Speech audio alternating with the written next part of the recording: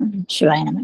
தென்னாடுடைய சிவனே போற்றி, எந்நாட்டவர்க்கும் இறைவா போற்றி, காவாய் கனகத்திரளே போற்றி, கைலை மலையானே போற்றி போற்றி.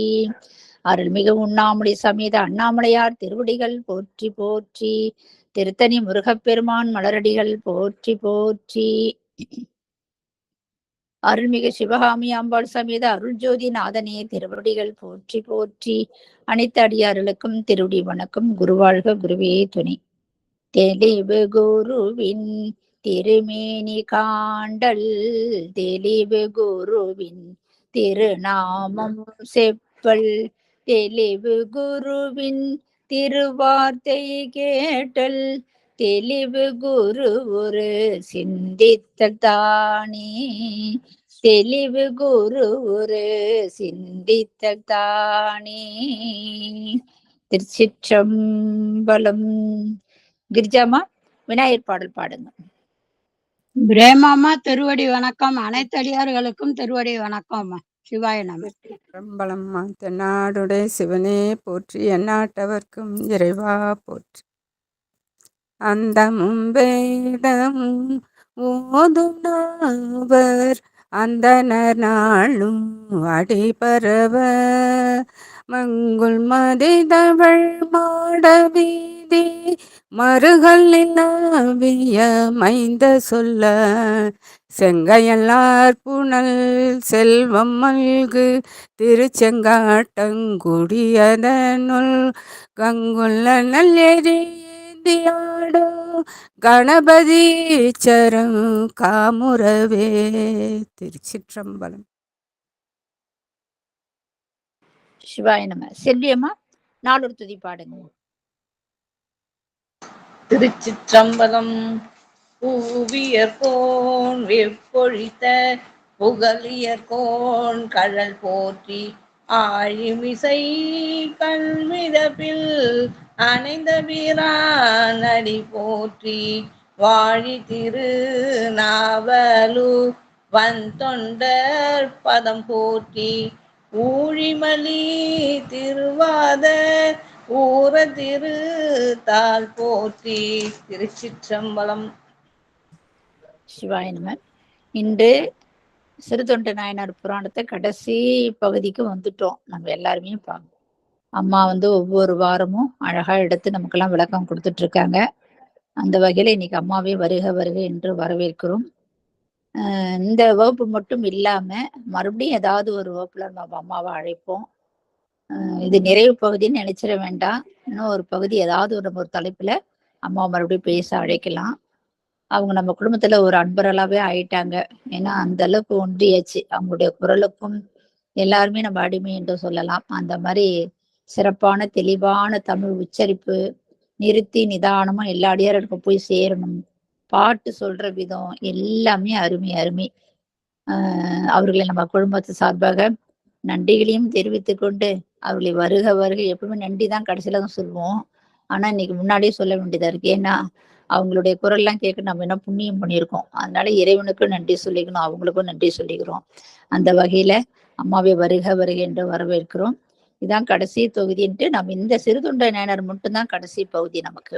ஆனா அம்மா மீண்டும் மீண்டும் குடும்பத்துக்கு வருவாங்க, நிறைய கருத்தெல்லாம் எடுத்து சொல்லுவாங்க. அவங்களுக்கும் நம்ம குடும்பத்துல ஒரு கண்டிப்பா ஒரு வாய்ப்பு உண்டு அப்படின்னு சொல்லி அம்மாவை இன்று அவர்களை எப்படி வரவேற்கிறேன்னா, ஒரு கும்ப மரியாதையோடைய அம்மாவை வருக வருக என்று வரவேற்று அவருக்கு மாலையிட்டு அவர்கள் பொன்னாடையில், ஏன்னா நம்ம ஒன்றும் நன்றி எதுவுமே அவங்களுக்கு பொண்ணும் பொருளும் அதெல்லாம் எதுவுமே அவங்களுக்கு கொடுத்தது கிடையாது. ஒரு குருஸ்தானத்துல தான் நம்ம எல்லாம் ஒவ்வொரு நாயன்மார்க்கு சொல்ற அடியார்கள் எல்லாமே ஒரு ஞான குரு தான். நமக்கு ஒவ்வொரு பாடத்தை புகுத்துறாங்க. அவங்க கிட்ட இருந்து ஒவ்வொன்றும் நம்ம கத்துக்கிறோம். இன்னைக்கு ஒருத்தவங்க வருவாங்க, நாளைக்கு ஒருத்தவங்க, யார் வந்தாலும் அவங்களுக்கு ஞான குரு தான், வித்யா குரு தான் நமக்கு எல்லாருமே. அந்த வகையில அம்மாவை ஒரு ஒரு வரவேற்கிற தன்மை எப்படி வரவேற்கிறோமோ அந்த மாதிரி முத அம்மாவை பத்தி சிறப்பெல்லாம் சொல்லி நம்ம வரவேற்றோம். இது கடைசி தொகுப்பு.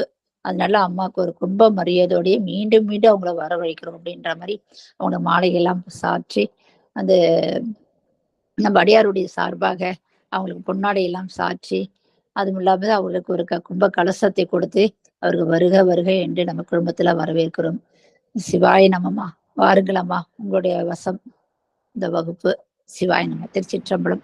ஐயாவை கூப்பிட்டு முதல்ல உங்க திருமுகத்தை காமிச்சிட்டு அதுக்கப்புறம் ஐயாவை வர வைத்து நால்வர் துதி. நீங்க தேவாரம் பாடுறத பாடுங்கம்மா. சிவாய நம. சிவாய நம. அடியார் பெருமக்களுடைய திருவடிகளை முதலிலே பணிந்து வணங்கிக் கொள்கிறேன். மிக செம்மையான பதிவாக இன்று நிறைவு பகுதியாக அமையப்போகும் இப்பதிவிற்கு முதலிலே அடியனுடைய கணவர் தேவாரத்தை 7ஆம் திருமுறை சுந்தரர் தேவாரம், நாங்கள் இருக்கும் பகுதி திருத்துருத்தி தேவாரம், மின்னுமா மேகங்கள், அருமையாக காந்தார பண்ணிலே அமைத்திருப்பார் நம்முடைய சுந்தரர் பெருமான். அந்த பண்ணை அவர் ஆரம்பித்து முதற் பாடலையும் அந்த கடைப்பாடலையும் விண்ணப்பம் செய்து அவர் நிறைவு செய்த பிறகு அடியனுடைய விளக்கம் அமையும் என்று சொல்லி, அம்மா ஒலி குறிப்பெல்லாம் சரியா இருக்கா? சத்தம் ஒரு மாதிரி வருதா? இல்லை எல்லாம் சரியாவே இருக்கா? எல்லாம் சரியா இருக்குமா? சரி, ஐயா விண்ணப்பம் செய்வார்.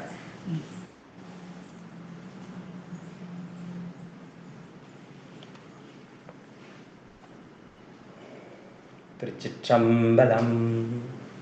7ஆம் திருமுறை, பண் காந்தாரம், தலம் திருத்துருத்தி என்னும் குத்தாலம்.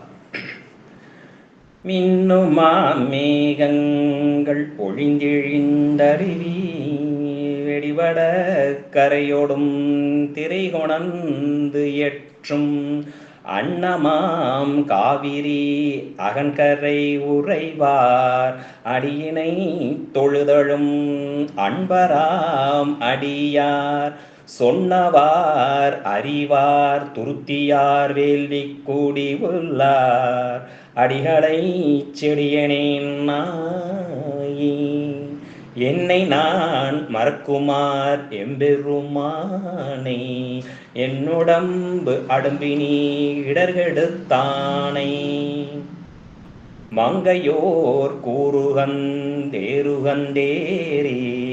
மாறலார் திரிபுரம் நீரழச் செற்ற அங்கையான் கடலடி அன்றி மற்றறியான் அடியவர் கடியவன் தொழுவன் ஆரூரன் கங்கையார் காவிரி துருத்தியார் வேள்வி கூடி உள்ளார் அடிகளை சேர்த்திய பாடல் தங்கையாள் தொழுதுதம் நாவின் மேல் கொள்வார் தவநெறி சென்று அமர் உலகம் ஆள்பவரே.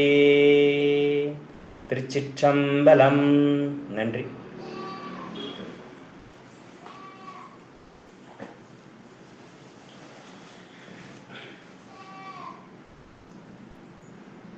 திருச்சிற்றம்பலம். உலகெல்லாம் உணர்ந்து ஓதற்கு அறியவன் நில உலாவிய நீர்மலிவேணியன் அழகுயில் சோதியன் அம்பலத்தாடுவான் மலர் சிலம்படி வாழ்த்தி வணங்குவான். திருச்சிற்றம்பலம். அடியார் பெருமக்களை அடியேன் வணங்கி மகிழ்கிறேன்.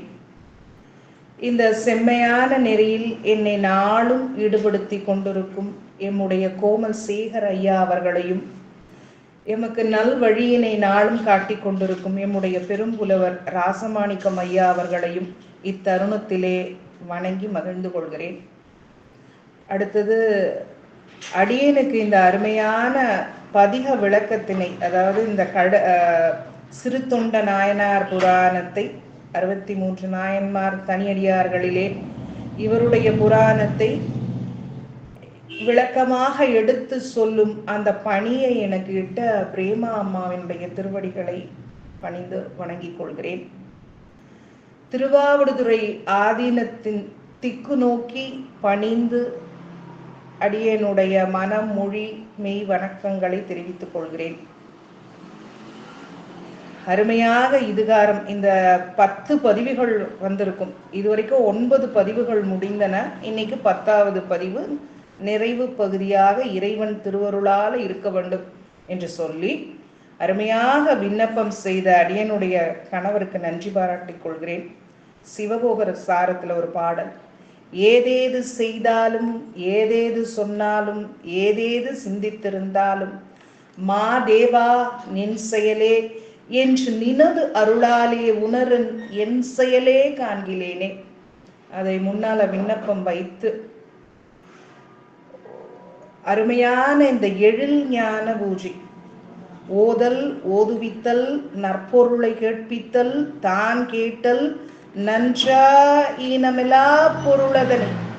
நன்றா ஈனமிலா பொருள், ஒரே பொருள், ஈனமில்லா பொருள், இறைவன் தான் அது, குற்றமில்லாத பொருள்.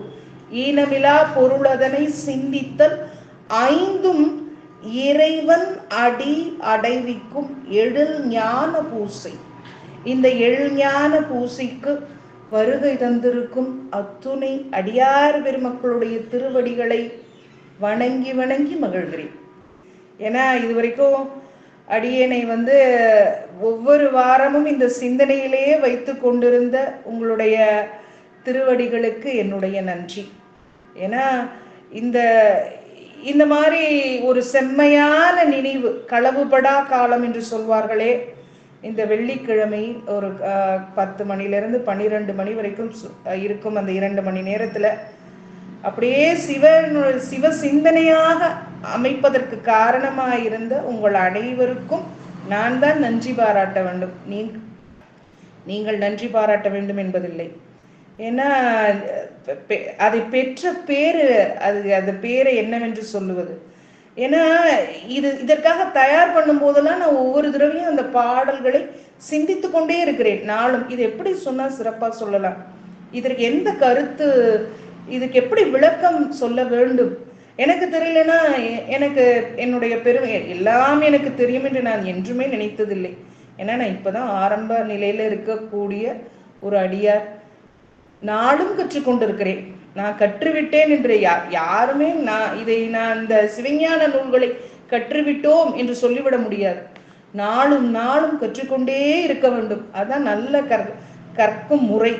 அந்த வகையில என்னுடைய பெரும்புலூர் ஐயாவுக்கு ஏதாவது சந்தேகங்கள், எனக்கு சந்தேகம் இருந்தால் அவரை கேட்கும் பொழுது அவர் உடனே எனக்கு தெரியுமே, அப்படி ஒரு நாளும் அவர் சொன்னதில்லை. உடனே என்ன சொல்லுவாரு, அம்மா நான் அந்த புத்தகத்தை எடுத்து அதை ரெஃபர் பண்ணிட்டு உங்களுக்கு சொல்றேன். ஐயாவுக்கு அந்த விடையெல்லாம் தெரியும், இருந்தாலும் அதை செம்மையாக சொல்ல வேண்டும். எந்த இடத்துலயும் அவர் ஒரு குறிப்பு தவறா கொடுத்துட்டா அப்புறம் அதை நான் 4 பேருக்கு எடுத்து சொல்லும் பொழுது தவறா போயிடக்கூடாது அப்படிங்கிறதுல ரொம்ப உரைப்போடு இருப்பாரு. அவர் அவருடைய வயது 81 வயது இருக்கும். இன்னைக்கு வரைக்கும் அதுல அப்படியே ஊறி திளைத்து இருக்கிறார். அவர் கட்டாயமா நான் கேட்கிற அந்த சந்தேகம் தெரிஞ்சிருக்கும், ஆனா விடையை ஒரு நாளும் அவர் உடனடியாக சொன்னதே கிடையாது. அதுக்காக சொல்லாமல் விட்டதும் கிடையாது. குறிப்பு எடுப்பாரு, அதை பார்த்துட்டு அதுக்கான விடையை சரியா இது பண்ணிட்டு தெளிவுபடுத்தி கொண்டு பிறகுதான் என்னிடம் சொல்லுவார். அப்போ அவர் எனக்கு ஒரு முன் மாதிரி. அதாவது ஏதாவது ஒரு தெரியல அப்படின்னா உடனே சொல்லிடக்கூடாது. அந்த புத்தகத்தை எடுத்து அதுல அந்த கருத்து என்னவா இருக்கு அப்படிங்கிறத பார்த்து விட்டு சொல்ல வேண்டும் என்று சொல்லி இன்றைய சிந்தனைக்குள் செல்லலாம் என்ற இறைவன் திருவருளால இந்த வேலுண்டு வினையில்லை என்ற குடும்பத்தின் மூலமாக பிரேமா அம்மாவுக்கு எல்லாருக்கும் நன்றியை சொல்லிக்கொண்டு இப்போ நம்ம பாடலுக்குள் செல்லலாம். நம்ம 79 பாடல்கள் இதுகாரும் பார்த்திருந்தோம். இப்போ இன்றைய வகுப்புல 80வது பாடலை பார்க்க வேண்டும். அதாவது நேரடியா 80வது பாடலுக்குள் போகாமல் போன பதிவுல பார்த்தோம் இல்லையா, அந்த 79வது பாடலை ஒரு முறை நினைவு கூர்ந்து விட்டு அடுத்தது உள்ள செல்லலாம். 79வது பாடல் என்ன? 6 திங்கள் ஒழிந்து உண்போம். சொன்னது யாரு? நம்ம வைரவ கோலத்துல இருக்கிற நம்முடைய எம்பெருமான். உண்ணும் அளவு தெரியாது சோறு நாளும் உண்பீர் முன் உண்பது என் நம்முடன் துய்ப்ப மாறின் மகவு பெற்றீரேல் மைந்தன் தன்னையும் அழையும் என ஈரும் முதலும் இல்லாதார்க்கு இப்போது உதவான் அவன் என்றார். அதுதான் 79வது பாடல். அதோட போன வகுப்பை நாம் நிறைவு செய்தோம். இந்த 79வது பாடலுக்கான விளக்கம் அவர் ஏற்கனவே சொல்லி இருக்கிறாரு. 6 திங்கள் ஒழிந்து உண்போம். அதாவது 6 திங்களுக்கு ஒரு முறைதான். திங்கள்னு சொன்னா மாதம், 6 மாதங்களுக்கு ஒரு முறைதான் நாம் உண்போம்னு சொல்லி இருக்கிறாரு. அதை மறுபடியும் இங்கே நினைவு கூறுகிறார் நம்முடைய வைரவ கோலத்திலே இருக்கும் சிவபெருமான். ஆனா சிறு தொண்டர் எப்படி உண்பார்? சோறு நாளும் உண்பீர். நீங்கள் தினமும் தானே சோறு உண்டிருக்கிறீர்கள். ஆனால் இப்போ உண்ணும் அளவு தெரியாது முன் உண்பது ஏன்? நானாவது பரவாயில்ல, 6 மாசத்துக்கு ஒரு தடவை தான் சாப்பிட்றேன், அதனால எனக்கு பசிக்கும். ஆனா நீங்க என்ன பண்றீங்க? நாளும் உணவு உண்டு கொண்டுதான் இருக்கிறீர்கள். அந்த உண்ணும் அந்த நேரம் பொறுக்காமல் நீங்கள் ஏன் முன்னதாக உண்ணுகிறீர்கள் அப்படின்னு கேட்டுவிட்டு, நம் உடன் துய்ப்ப மாறின் மகவு பெற்றீரேல் மைந்தன் தன்னையும் அழையும். அப்படின்னா ஒப்பற்ற மகன் நாம் அங்கனம் நாம் உண்பதற்கு முன் நீவீர் உண்ண புகுந்தது ஏன்? நம்முடன் துய்ப்பனா அந்த உணவை உட்கொள்ள நீ யாரை கூப்பிடுங்கள்? மாறின் மகவு, ஒப்பில்லாத அந்த மகன், அவனை நீங்கள் பெற்றிருக்கிறீர்கள் அல்லவா, அந்த மைந்தன், அவனை நீங்கள் அழையுங்கள் என்று யார் சொல்லியதுன்னு போடுறாரு நம்ம தெய்வ சேக்கிழார். ஈரும் முதலும் இல்லாதார், அதாவது தொடக்கம் முடிவு அதெல்லாம் இல்லாதவர். அவருக்கு தோற்றம் கேடு, அதாவது இறுதி அது கிடையாது. அதே போல முதல் இறுதி அது அந்த விஷயமும் கிடையாது. அவருக்கு இறப்பு பிறப்பு கிடையாது, முதல் அதாவது முடிவு அப்படிங்கிறதும் கிடையாது. அப்படின்ற அந்த தன்மையை உடைய, ஏன்னா ஆதியும் மந்தமும் இல்லாதவன் அவன். அதுக்கு ஒரு சூத்திரமே இருக்கு, சிவஞான போதத்துல முதல் சூத்திரம் அப்படி வரும். அதுக்குள்ளெல்லாம் நான் விரிவா போக விரும்பல, இப்ப பாடலுக்கே வந்து விடுகிறேன். அங்கனம் கூறிய முதலும் இறுதியும் இல்லாத இறைவருக்கு சிறு தொண்டர் என்ன சொல்கிறார்? அவர் கூறிய மாத்திரத்திலேயே இப்போது உதவானவன் அவன் இப்போது உதவ மாட்டான் என்ற விடையினை அப்போதே அவர் பகிர்ந்து விடுகிறார் என்ற அளவிலே போன பதிவினை நாம் பார்த்தோம். இன்னைக்கு உங்க கையில ஏதாவது ஒரு பென்சிலோ பென்னோ வைத்திருந்தால் என்ன நீங்க குறித்து கொள்ள வேண்டும் என்றால், 80வது பாடல், 81, 82 இந்த 3 பாடல்களும் ஒரு முடிவின. அப்ப நம்ம என்ன பண்ணணும்? 3 பாடல்களையும் முதலில் அடியேன் ஒரு சேர வாசித்து விட்டு ஒவ்வொரு பாடலுக்காக அடியேன் விளக்கம் சொல்ல விழைகிறேன். முதல்ல 80வது பாடலுக்குள் போலாம். திருச்சிற்றம்பலம். நாம் இங்கு உண்பது அவன் வந்தால் நாடி அழையும் என நம்ப தாம் அங்கு அருளி செயத்தறியார். தலைவர் அமுது செய்து அருள யாம் இங்கு என் செய்தால் ஆகும் என்பார். விரைவுற்று எழுந்து அருளால் பூமென் குழலார் தம்மோடு புறம் போய் அழைக்க புகும்பொழுது. இது 80வது பாடல். 81 வையம் நிகழும் சிறு தொண்டர் மைந்தா வருவாய் என அழைத்தார். தையலாரும் தலைவர் பணி தலை நிற்பாராய் தாம் அழைப்பார். செய்யமணியே சீராளா வாராய். சிவனார் அடியார் யாம் உய்யும் வகையால் உடன் உண்ண அழைக்கின்றார் என்று ஓலமிட பரமர் அருளால் பள்ளியினின்று ஓடி வருவான் போல் வந்த தரம் இல் வனப்பின் தனி புதல்வன் தன்னை எடுத்து தழுவி தம் கரமுன் அணைத்து கணவனார் கையில் கொடுப்ப களி கூர்ந்தார். புறம் 3 எரித்தார் திருத்தொண்டர் உண்ண பெற்றோம் எனும் பொலிவால். இப்ப இந்த 3 பாடல்களும் ஒரு முடிவினன்ற குறிப்பை நீங்கள் குறித்துக் கொள்ளுங்கள்.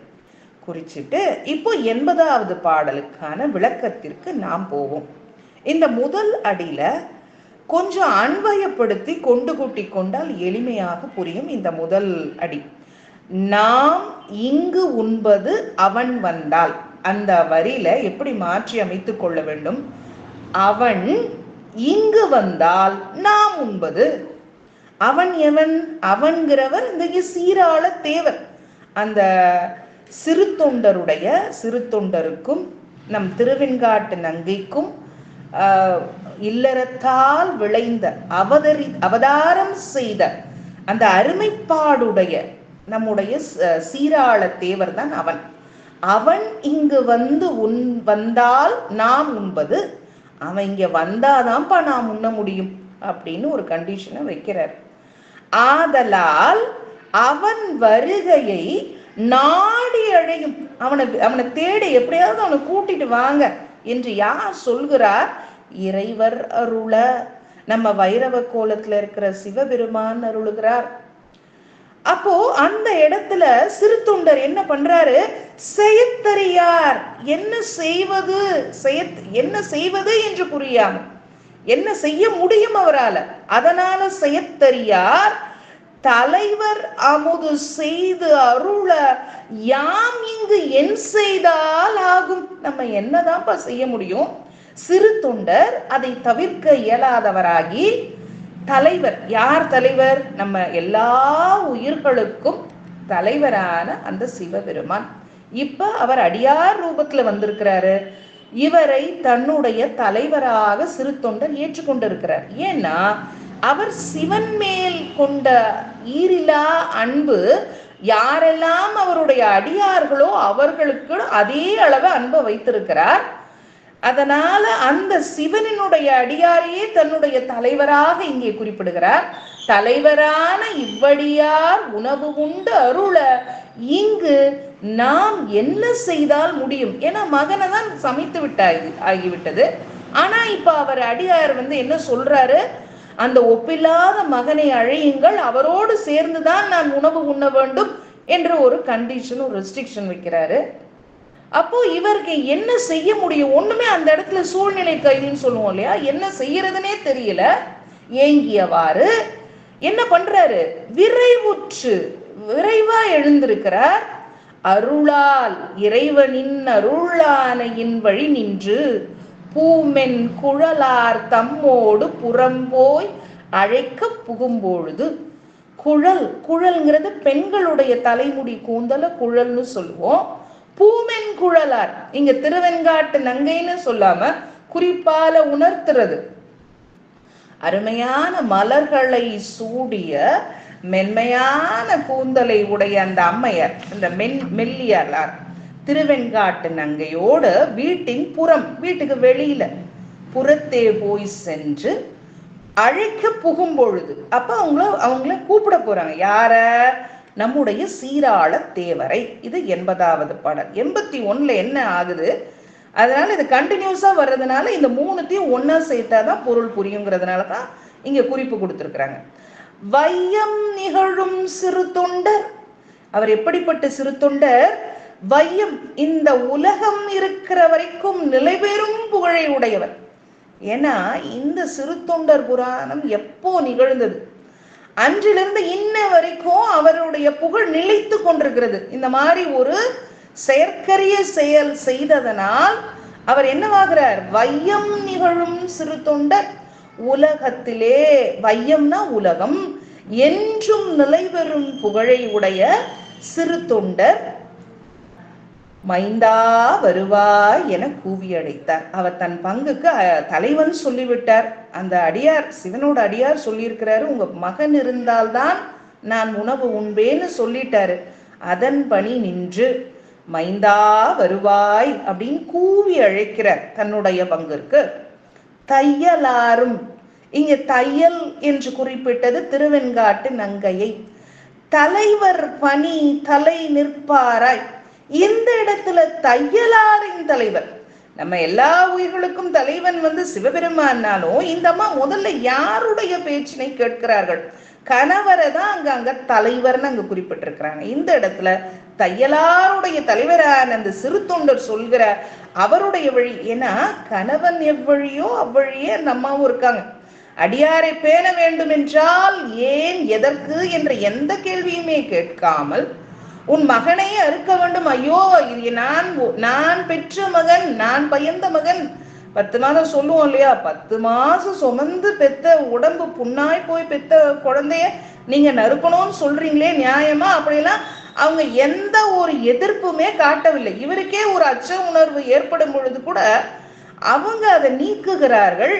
இதுதான் உங்களோட வழியில தான் நான் வர்றேங்கிறத சொல்றாங்க. அதனால தையலாரும் தலைவர் பணி தலை நிற்பாராய், தன்னுடைய கணவனை தலைவனாக கொண்டு பணி அவர்கிட்ட பணியின் தலை நிற்பாராய் தாம் அழைப்பார். எப்படி அழைக்கிறார்? செய்யமணியே சீராளா வாராய் சிவனார் அடியார் யாம் உய்யும் வகையால் உடன் உண்ண அழைக்கின்றார் என்று ஓலமிட தலைவர் தம் ஆணை வழி நிற்கும் அம்மையாரும் தாமும் அழைக்கிறார். செய்ய மணியே, சிவந்த மணியே. அவர் ரொம்ப சிவந்த நிறத்தோடு இருக்கிறாரு. நம்ம நிறைய பாடல்கள் ஆரம்பத்துல பார்த்தோம் இல்லையா? அதை இங்க ஞாபகம் நினைவுக்கு கொண்டு வர வேண்டும். சீராளா, சீராளன்கிறது அவனுடைய பெயர். சீராள தேவன் வாராய் சிவனார் அடியார். சிவனார் அடியார் இங்கே காத்திருக்கிறார். அப்பா, அவர் எதற்காக காத்திருக்கிறார்? யாம் உய்யும் வகையால், நாம் உய்யும்படி. உய்தல் என்றால் என்ன? இந்த பிறவியிலிருந்து ஈடேற வேண்டும். இந்த பிறவிங்கிற பிணி நீங்க வேண்டும். இந்த பிறவியிலிருந்து நீங்குவதற்காக அவர் உன்னோடு உடன் உண்பதற்கு உன்னை அழைக்கின்றார். நாம் எல்லாம் உய்ந்து விடலாம் வா என்று அழைத்து, அப்பா அழைத்ததோடு நிறுத்தினார். இது அம்மா இல்ல, ஒரு படி மேல போய் ஓலமிடுகிறார்கள். ஓலம், ஓலம் என்று சொல் தமக்கு நேர்ந்த அச்சம் நீங்க தம்மில் உயர்ந்தாரை அழைக்கும் சொல். அப்ப உங்களுக்கு ஒரு அச்சம் இருக்கு, இந்த அடியார் சாப்பிடாம போயிடுவாரோ, பக்கத்துல அந்த மகன் இல்லாத காரணத்தினால நீ வந்துட்டனா அந்த செயல் செம்மையாக நடந்து விடும். அதனால அவங்களுக்கு ஒரு அச்சம் ஏற்படுகிறது. இவன் வராமல் போய்விட்டால், இந்த சீராளன் வராமல் போய்விட்டால் என்ன ஆகுமோ அப்படிங்கிற ஒரு அச்சம். அந்த அச்சத்தின் காரணமாக தன்னை விட உயர்ந்தாரை அழைக்கும் சொன்னா, மகன் தன்னை விட உயர்ந்தவன் இல்லையே என்று நினைத்தால், இல்லை இல்லை, தன்னுடைய உயிரை ஈந்து அவர்கள் செய்யும் அந்த சிவப்பணிக்கு ஒரு காரணமாக அவன் அமைகிறான் அல்லவா? அதனால் அவனை உயர்ந்தோர்னு தான் நம்ம கொள்ள வேண்டும்.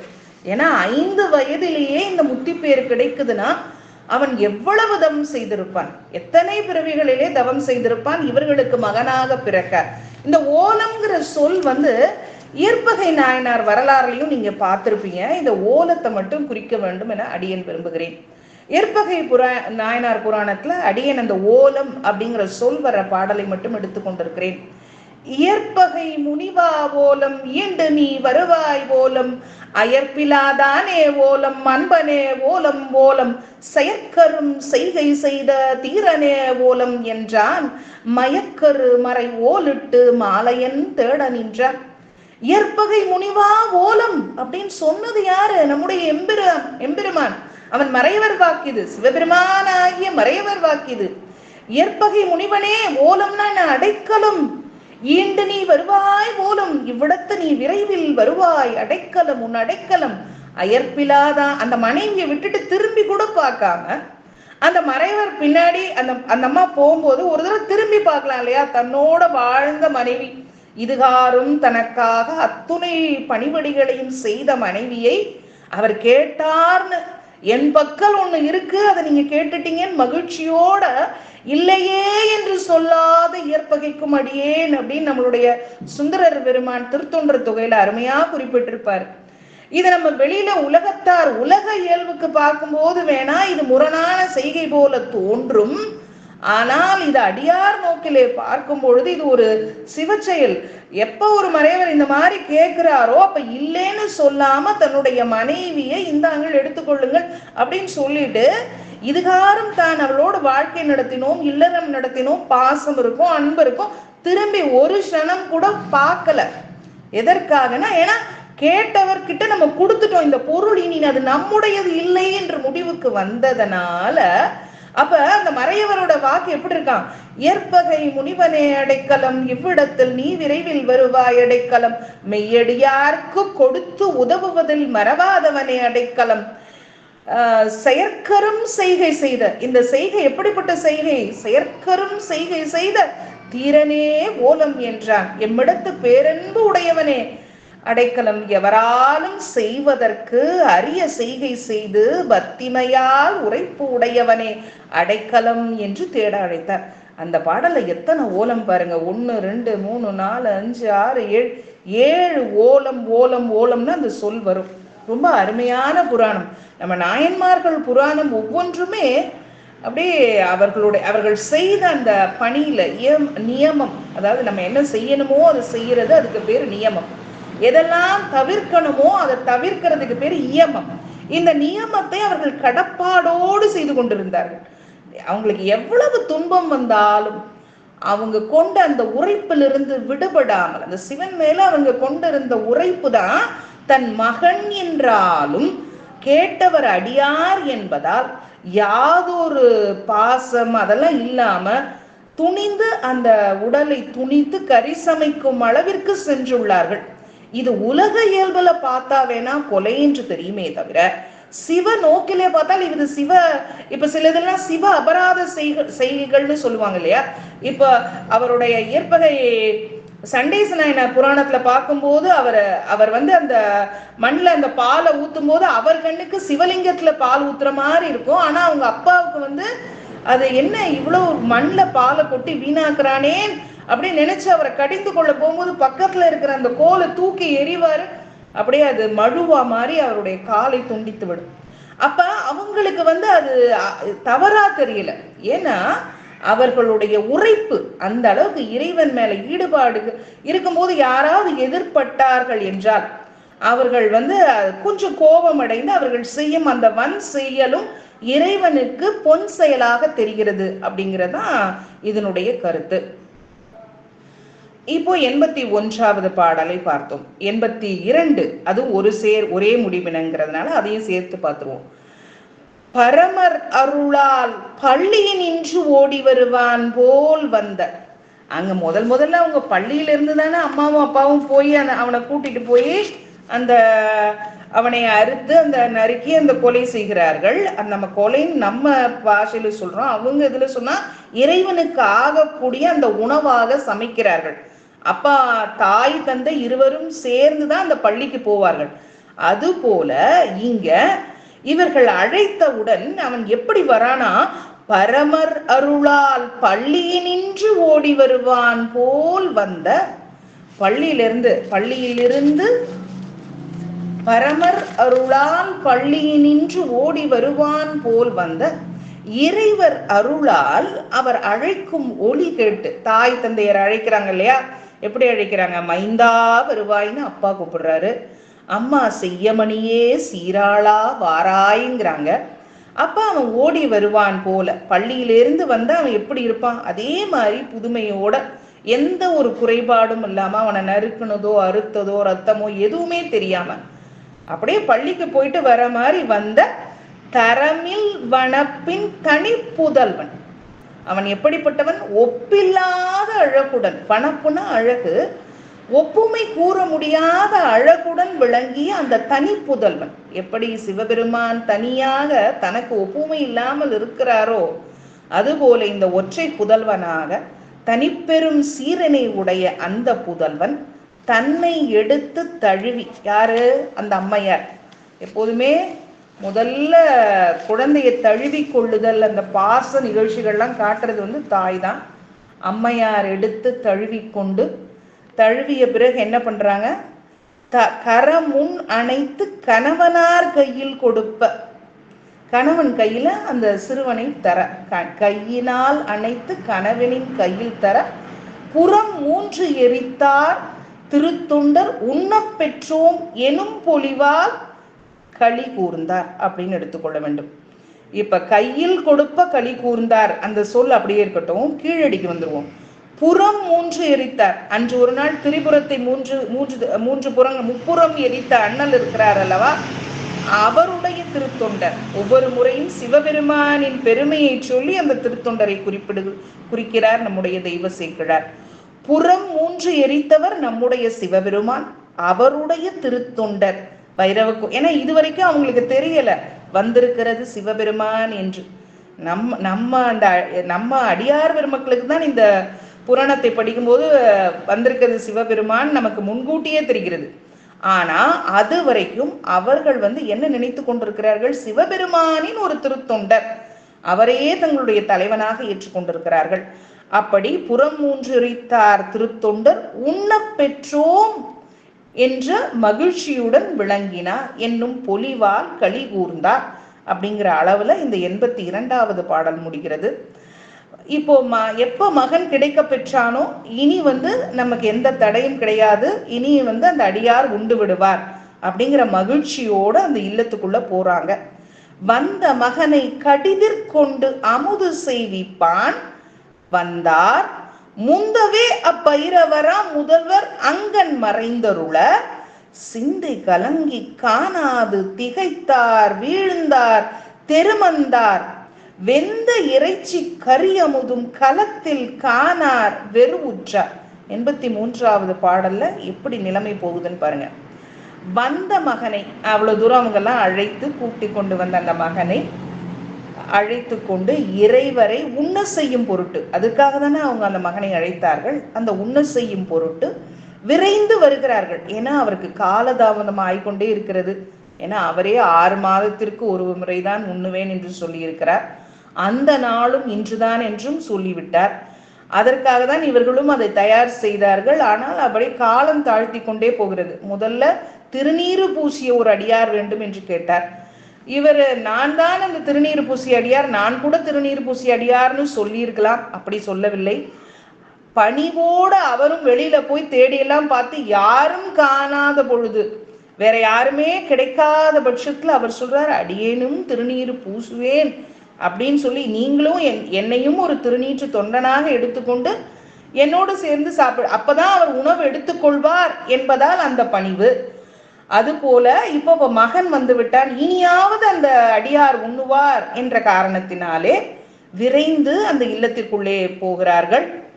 அவர்கள் போவதற்கு முன்பே, அதான் இறைவனுடைய அருட்செயல், அவர்கள் வருவதற்கு முன்பவே அந்த பைரவ கோலத்திலே இருக்கும் எல்லா உயிர்களுக்கும் முதல்வன், அதை நாம் மறந்துவிடக் கூடாது. எல்லா உயிர்களுக்கும் முதல்வனாக இருக்கக்கூடிய அந்த சிவபெருமான், அண்ட சராசரங்களுக்கெல்லாம் அவன்தான் தலைவன். அப்படிப்பட்ட அங்கன்மை மறைந்து அருள, அவன் அந்த மறைவுமே ஒரு செயல் தான். அப்பதானே உங்களுக்கு தெரியும் தான் யார் என்று காட்ட வேண்டும் என்பதற்காக. முன்னமே வைரவராக வந்த முதல்வர் அந்த இடத்திலிருந்து மறைந்து அருள, இப்போ அவரை இல்ல, அதை பார்த்த அந்த கணமே இவங்க என்ன ஆயிடுது, சிந்தை கலங்கி காணாது திகைத்தார் வீழ்ந்தார் தெருமந்தார். திகைப்படைகிறாங்க, விழறாங்க, எழறாங்க. எல்லாமே யாருன்னா இருவருமே, அந்த திருவெண்காட்டு நங்கையும் சரி, அந்த நம்ம சிறு தொண்டரும் விழுந்தார் எழுந்தார் அச்சமுற்றார். வெந்த இறைச்சி கரி அமுதும் களத்தில் காணாது. களம்னா அந்த உண்கலம், பரிகலம், அந்த ஒரு பாத்திரத்துல, எந்த பாத்திரத்துல அவங்க இறைச்சியை வைத்திருந்தார்களோ கரியமுதை, அந்த பாத்திரத்துல இருக்கிற கரியமுது காணவில்லை. அப்போ அவங்களுக்கு ஒரு அச்சம் வருது. வெந்த இறைச்சி கரியையும் பரிகலத்தில் காணாதவராய் திடுக்கிடுகிறார்கள். 84வது பாடலுக்குள் செல்வோம். செய்யமேனி கருங்குஞ்சி செழும் கஞ்சுகத்து பைரவர் யாம் உய்ய அமுது செய்யாதே ஒளித்தது எங்கே என தேடி. ஒளித்தது எங்கே என தேடி. செய்யமேனி, இதெல்லாம் நம்ம ஏற்கனவே இதே சிறுத்தொண்டர் புராணத்துல ஒரு 31வது பாடல்ல நம்ம பார்த்திருக்கோம். அவர் என்ன சட்டை போட்டிருந்தார், செம்பருதி கடலளித்த செக்கரொளி இணை அந்தி பம்பு மீறல் செறி பொழுது படந்தன்னைந்து சூழ்வதென்ன தம் பழைய கறி உரிவை கொண்டு சமைத்து சாத்தும் அம்பவள திருமேனி கஞ்சுகத்தின் அணிவிளங்க. சிவபெருமான் செம்பவள மேனியாக இருந்தார். அப்பொழுது அவர் முன்பொரு காலத்திலே யானையை உரித்த அந்த பழைய தோல் இருந்தது. அந்த தோலை வைத்துக்கொண்டே தனக்கு ஒரு கரிய சட்டையை சாத்தி கொண்டார் என்றெல்லாம் பார்த்தோம் அல்லவா. அதையெல்லாம் இங்க நினைவுபடுத்துறாங்க. சிவந்த மேனியும் செய்ய மேனி, பவளம் போன்ற அந்த மேனி, கருங்குஞ்சி, அந்த குஞ்சிங்கிற அந்த இறைவனுடைய தலை முடிக்கே 26வது பாடல்ல பார்த்தோம். அவ்வளவு சிறப்பு. அது அப்படியே இருளாக இருந்தது, தூரி நெறித்து அசைந்து கருங்குஞ்சி அது கொந்தளமாக பரப்பி அப்படின்னு பல குறிப்புகள் பார்த்தோம். அந்த மயிர் ரொம்ப அடர்ந்த மயிராக காடு போல நல்ல செம்மையாக இருந்தது. அதை கொத்து கொத்தாக பரப்பி இருந்தார். அது கூட எப்படி ஒரு விண்மீன்கள் அங்கங்க நட்சத்திரங்கள் இருக்குமோ அது போல அந்த மலர்கள் தும்பை மலரை வைத்திருந்தார் என்றெல்லாம் பார்த்தோம். அதெல்லாம் இப்ப திருப்பி நினைவு கூறுகிறார் நமக்கு சேக்கிழர். என்ன நினைவு கூறுகிறார்? செய்யமேனி கருங்குஞ்சி செழுங்கஞ்சுகத்து பைரவர். இத்தனை அடைமொழிகளை கொண்ட அந்த பைரவர் யாம் உய்ய அமுது செய்யாதே ஒளித்ததெங்கே என தேடி, நாம் உய்யும்படி, இந்த பிறப்பிலிருந்து பிழைக்கும்படி, கடை தேரும்படி அவர் உணவு உண்டால் நாம் இந்த பிறவி பயனை அடைந்து விடுவோம். அப்படி நாம் உய்யும்படி உணவு உண்ணாமல் எங்கு ஒளிந்து கொண்டார் என்று இவர்கள் இருவரும் தேடியவராகி மையல் கொண்டு புறத்தனைய, மையல்னா மயக்கம், மையலார் தையலிலே தாழ்ந்து விழ கடவேனை, எங்கேயோ கேட்ட மாதிரி இருக்கா? திருவாசகத்துல முத்திநேரி அறியாத பாடல்ல வரும் இல்லையா? மையல்னா மயக்கம். அங்க மயக்கம் பெண்கள் மேல, இங்க இவர் உணவு உண்ணாம எங்க போயிட்டாரு, அந்த மயக்கம். அந்த மயக்கத்துல மயங்கி வெளியே வர மறைந்த அவர்தான் எங்கே மறைந்து அருளிய அப்பைரவர் எப்படி வர்றார் பாருங்க. மலை பயந்த தையலோடும் சரவணத்து தனையரோடும் தாமனைவார். மலை பயந்த தையல், மலைமகன் பெற்றெடுத்த மகளான அந்த உமையம்மையார், மலைமகளோட மகள் தானே உமையம்மையார், அந்த தையலோடும் தன்னுடைய மனைவி, அங்க உமையம்மை மனைவி, யார் பெற்ற மகள்? மலைமகள், மலையரசனுடைய மகள், சரவணத்து தனையர் வரும். ஏன்னா விநாயகரும் இருக்கார் இல்லையா, நமக்கு குழப்பம் வந்துடக்கூடாதுங்கிறதுக்காக தெய்வ சேக்கிழார் இங்க குறிப்பு கொடுக்கிறார். சரவணத்து தனையரோடும், தன்னுடைய மகன் சரவண பொய்கையிலே வளர்ந்த திருமகனான அந்த முருகப்பெருமானோடு அப்படி அணிவார். யாருக்கு இந்த பாக்கியம் கிடைக்கும் பாருங்க. குடும்பமாவே சுவாமி காட்சி அளிக்கிறார். ஒண்ணு தன்னுடைய பொதுவாவே அருள் செய்யும் போது விடையில அருள்வார், அம்மையோட வருவார். அது வரைக்கும் பார்த்திருக்கிறோம். ஒவ்வொரு அடியார் பெருமக்களுக்கும் அருள் புரியும் பொழுது நீங்க பாத்தீங்கன்னா ஒவ்வொருடைய அடியாருடைய வாழ்க்கை அந்த இது முடிவுறும் பொழுது, அது நிறைவுறும் போது, அந்த புராணம் நிறைவுறும் பொழுது நமக்கு குறிப்பு இருக்கும். சுவாமி விடை மேல வந்தாரு, பக்கத்துல அம்மா இருந்தாங்க அப்படின்லாம் வரும். இந்த இடத்துல என்ன சிறப்பு பாருங்க. வரும்போது தன்னுடைய சரவணத்து தனையனாரோடும் முருகப்பெருமானும் சேர்ந்து காட்சி அளிக்கிறாங்க.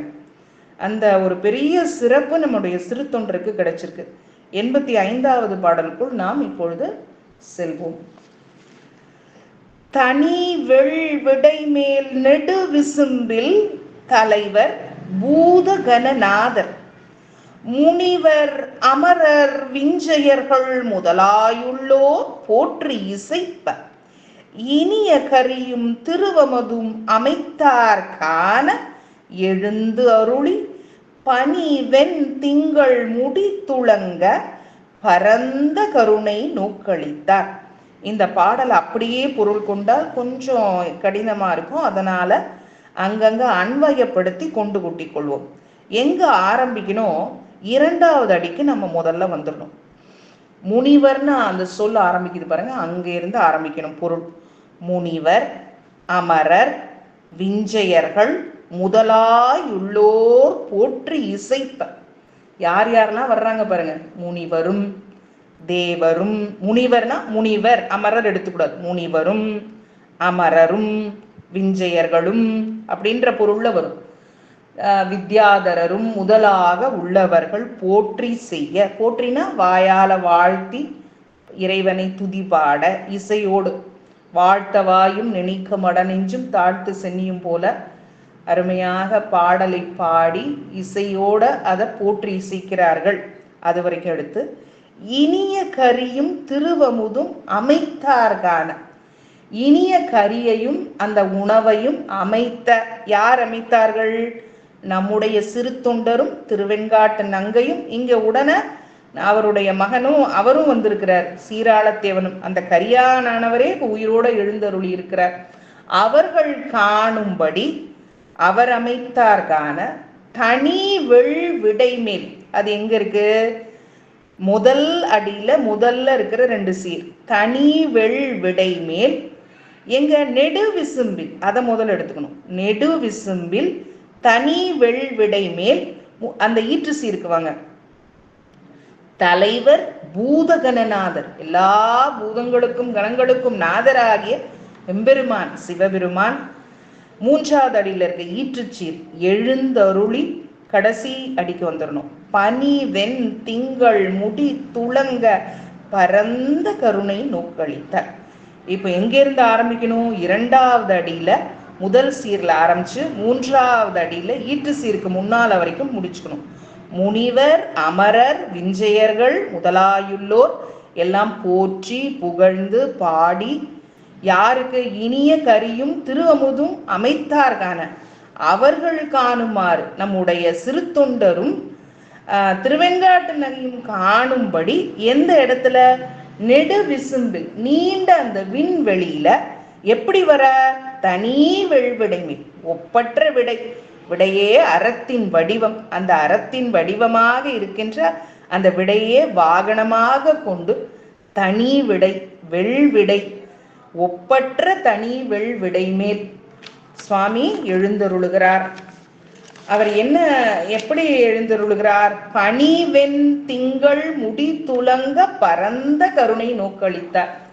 அவர் எழுந்தருளி குளிர்ந்த வெண்மையான சந்திரனை நன்று விளங்குமாறு சூடிய அந்த திருமுடி அசைய பரந்த அருள் நோக்கத்தை அருளுகின்றார். எப்ப சுவாமி அந்த சந்திரனை சூடியிருக்கிறார் அப்படின்னு குறிப்பு வந்துச்சுனோ அது எல்லாமே அவருடைய கருணையின் வெளிப்பாடு தான் அந்த சந்திரனை சூடிய செயல். அப்புறம் அவர் முடி துளங்க, முடிங்கிறது எப்பொழுதுமே அந்த முடி சடைமுடி ஞானத்தின் அடையாளம். அவர் ஞானமே வடிவானவர், அடையாளமாக திகழ்வது அந்த சடாமுடி. இதெல்லாம் நம்ம புரிந்து கொள்ள வேண்டும். இதற்கும் மேல இந்த பாடலுக்கு குறிப்புரையை நம்முடைய உரை ஆசிரியர் மிக செம்மையாக குறிப்பிட்டிருக்கிறார். தாய் தந்தையரோடு தனையனும் சேர இந்த அரிய செயல் நிகழ்ந்திருத்தலின் இறைவரும் தையலோடு சரவணத்து தனையரோடும் காட்சியளித்தார்.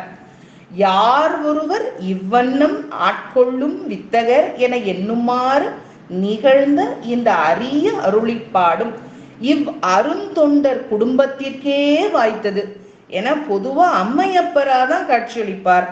இவங்க குடும்பத்தோடு தொண்டு செஞ்சதுனால, எப்படி சிறு தொண்டராகட்டும், திருவெண்காட்டு நங்கையாகட்டும், அந்த மைந்தன் சீராள தேவனாகட்டும், அதோடு மட்டுமல்ல அவர்கள் இல்லத்துல வேலை பார்த்த அந்த தாதி பெண் சந்தனத்தாதியாகட்டும், எல்லாரும் இப்படி ஒரு குடும்பமா இருந்து சேர்ந்து அந்த அடியாருக்கு செஞ்ச பணியால சுவாமி ரொம்ப மகிழ்வு கொண்டு அருள் நோக்க பார்வைய யாரோட சேர்ந்து வரா? வெள்விடை மேல நீள் விசும்புல தன்னுடைய மனைவியான உமையம்மையும் அருமையான மைந்தன் சரவணத்து தனையராரோரும் காட்சியளிக்கின்றார். இப்படி முழுதாண்டு வாழ்வர வாழ்வித்த கருணை பெருக்கு, இதை விட வேற என்ன கருணை பெருக்கு வேணும்? அப்படி கருணை நோக்களித்தார் அப்படிங்கிறது இந்த பாடல். மிக சிறப்பான பாடல்.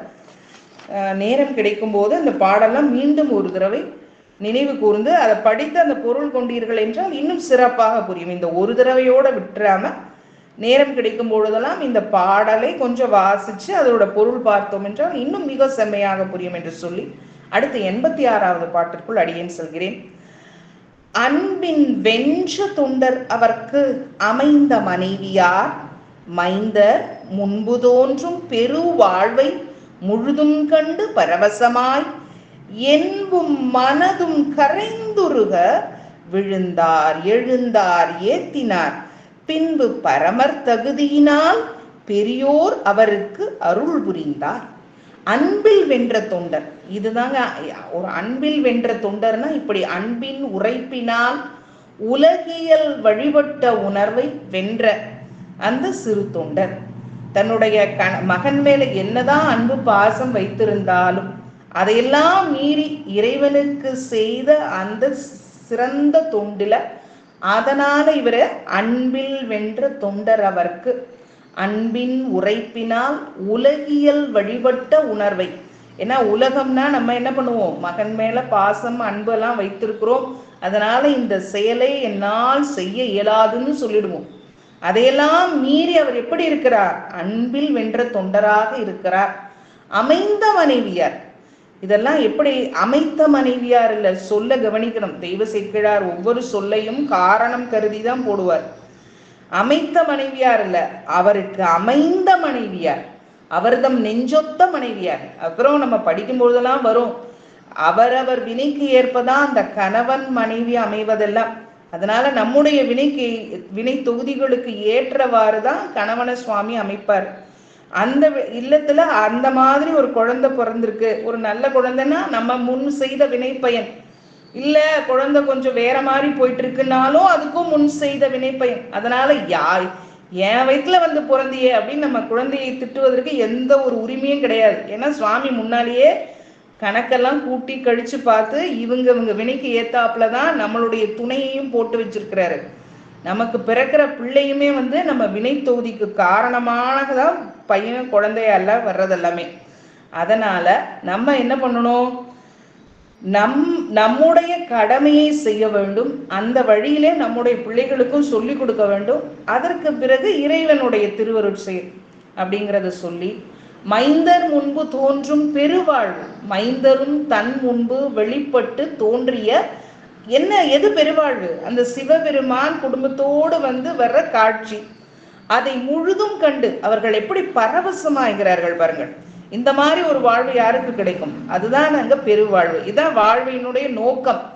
நம்ம உண்டோம் வந்தோம் பிறந்தோம் உண்டோம் வாழ்ந்தோம் இப்படி போயிடக்கூடாது. நம்முடைய வாழ்க்கை நாளும் இறைவனுடைய திருவடி மேல அன்பு செலுத்தணும். அப்படி அன்பு செலுத்திய ஒரு அடியாரை பற்றி இன்றைக்கு நம்ம எப்படி செம்மையாக தெரிந்து கொண்டோம்ங்கிறத யோசித்து பார்க்க வேண்டும். அந்த திருத்தொண்டுல அவரும் அவர் மனைவியாரும் அவருடைய மகனும் எல்லாரும் சேர்ந்து இருக்கிறதுனால சுவாமி எப்படி வர்றாரு? தானும் தன் மனைவியும் சரவணத்து தனையரோட வந்து காட்சி அளிக்கிறார்.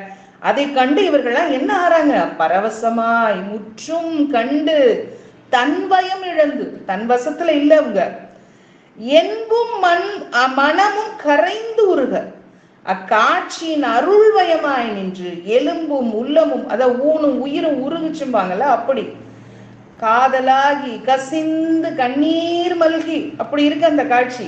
கரைந்து உருக என்ன பண்றாங்க? சாமியை பார்த்தோன்னா இப்ப சிவபெருமான மட்டும் வந்து காட்சி கொடுத்தா நம்ம என்ன பண்ணுவோம்? விழுவோம் எழுவோம். அது மாதிரி இறைவனின் திருவடிகளில் விழுந்தனர் எழுந்தனர் போற்றினர். அவர்களுக்கு என்ன செய்வதனே தெரியல. அந்த அளவுக்கு அவர்கள் வழிபாடு செய்கிறார்கள் இறைவனை. பின்பு பரமர் தகுதியினால் பெரியோர் அவருக்கு அருள் புரிவார்.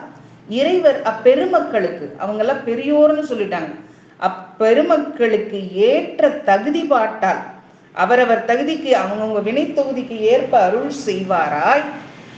87வது பாடல்.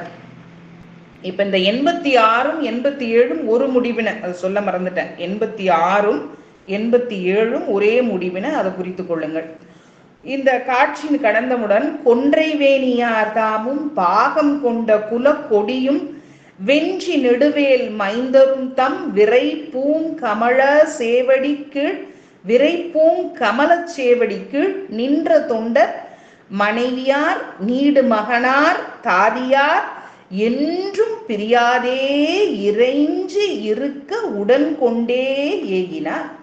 கொன்றை வேணியார், கொன்றை மலரை, அந்த பிரணவ புஷ்பம் என்று போற்றக்கூடிய அந்த கொன்றை மலரை சூடிய, வேணின சடை, சடையை உடைய சிவபெருமான். கொன்றை வேணியார்னா கொன்றை மலரை சூடிய நம்முடைய சிவபெருமான். கண்ணி கார்நரும் கொன்றை என்று சிறப்பித்து போற்றப்படக்கூடிய அந்த கொன்றை மலர். கார்காலத்து கொன்றையினாலே சிறப்பு. அதை விரும்பி அணிந்து பழக்கப்பட்டவர் நம்முடைய சிவபெருமான். கொன்றை வேணியார் தாமும் பாகம் கொண்ட குலக்கொடி, அவர் இடப்பக்கத்திலே இடமாக கொண்ட அந்த குலக்கொடினா உமையம்மை. வென்றி நெடுவேல் மைந்தரும், வென்றினா இந்த இடத்துல அது வெற்றிங்கிற பொருள்ல வேணும். எதுகை நோக்கி அது மெலிந்தது. முதல் பாடல்ல முதல் சீர் கொன்றை இருக்கு இல்லையா, அது அடுத்த பாடல்ல அடுத்த சீர் வந்து வெற்றின்னு இருக்கணும், வென்றின்னு இருக்கு. 3வது அடியில முதல் சீர் நின்ற, 4வது பாடல்ல என்றும் எல்லாத்துலயும் அந்த 2ஆம் எழுத்து ஒன்றி வர தொடுப்பது எதுகைன்னு சொல்லுவாங்க. இப்ப கொன், வெண், நின், என்னன்னு வருது பாருங்க, அந்த இடத்துல வெற்றின்னு வரணும். இது எதுகை நோக்கி இது மெலிந்தது, இரு இன்னா போச்சு. வென்றி, வெற்றி நெடுவேல் மைந்தர், வேல்னாலே வெற்றி வேல், அது முருகன். வெற்றி பொருந்திய அந்த நீண்ட வேலினை உடைய முருகப்பெருமானும் விரைப்பூம் கமல சேவடிக்கு, அந்த மனமுடைய தாமரை மலர் போன்ற சேவடினாலே சுவாமியோட திருவடிகள் தாமரை மலரை பூவெனப்படுவது பொங்கு தாமரை. அப்படி மனமுடைய அந்த தாமரை மலர் போன்ற சேவடிகளின் கீழ் விழுந்து எழுந்து போற்றி நிற்கும் இறைவனா நம்ம என்ன பண்ணணும்? விழுந்து எழுந்து அந்த போற்றி நிற்கும். யாரெல்லாம் இதை செய்தது? நின்ற தொண்டர், மனைவியார், நீடு மகனார், தாதியார். சிறு தொண்டரையும் சிறுவெண்காட்டு நங்கையரையும், திருமகனார் யாரு? சீராளத்தேவர், சந்தன தாதியார், இவர்களெல்லாம் என்ன பண்றாங்க? என்றும் பிரியாதே இறைஞ்சி, என்றும் தம்மை பிரியாமல் வணங்கி இருக்க உடன் கொண்டு ஏகினார். அவர்கள் மகிழுமாறு தன்னோடையே இருக்கிற மாதிரி சிவலோகத்துள் தம்முடன் அழைத்து சென்றார் சுவாமி. அவர்கள் நால்வரையும் என்றைக்குமே அவரோட திருவடி கீழே இருக்கிற மாதிரி சிறு தொண்டரையும், அவருடைய மனைவியார் திருவெண்காட்டு நங்கையும், அவருடைய மகனார் சீராளத்தேவனையும், தாதியார் சந்தன தாதியாரும் என்றும், என அவர்கள் செய்த அந்த சிவ செயல், அந்த செயற்கரிய செயலுக்காக அவர் தன்னோட உடன் கொண்டு தன்னுடைய சிவலோகத்திற்கு ஏகினார் என்பது அந்த 87வது பாடல். 88வது பாடலை இப்போ நம்ம சிந்திக்கணும். சிவாய நம.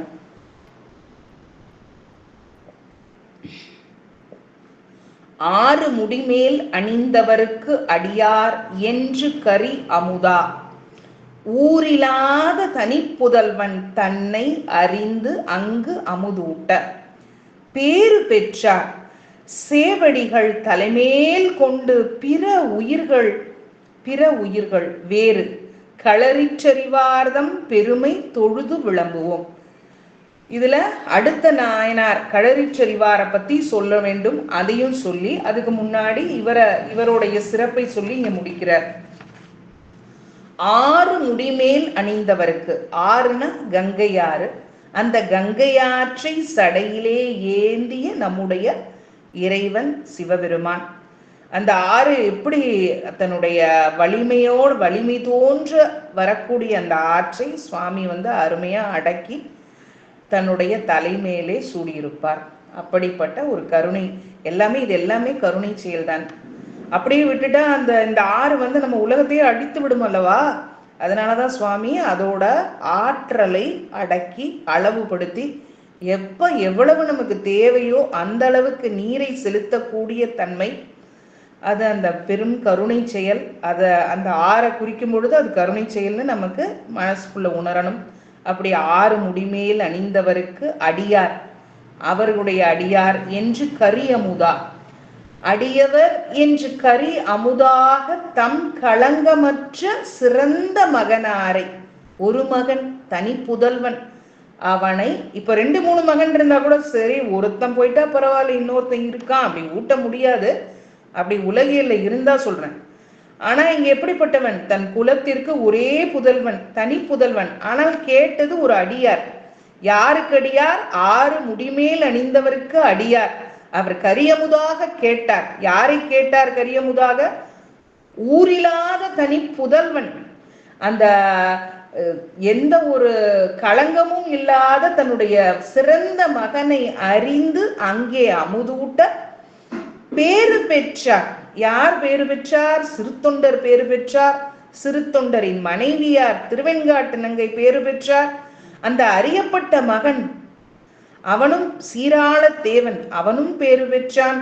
சந்தன தாதியார் அவர்கள் இல்லத்திலே பணிபுரிந்த அந்த அம்மையாரும் பேறு பெற்றார். இப்படிப்பட்ட பெரும் பேற்றை இவரை, ஆனா இந்த பேறு பெற்றார்ல யாரை இங்க குறிச்சிருக்காங்கன்னா சிறுத்தொன்றை தான் குறித்திருக்கிறார்கள். அவருக்குள்ள இந்த மற்ற மூவரும் அடக்கம் என்பதனை நாம் மறந்துவிடக்கூடாது.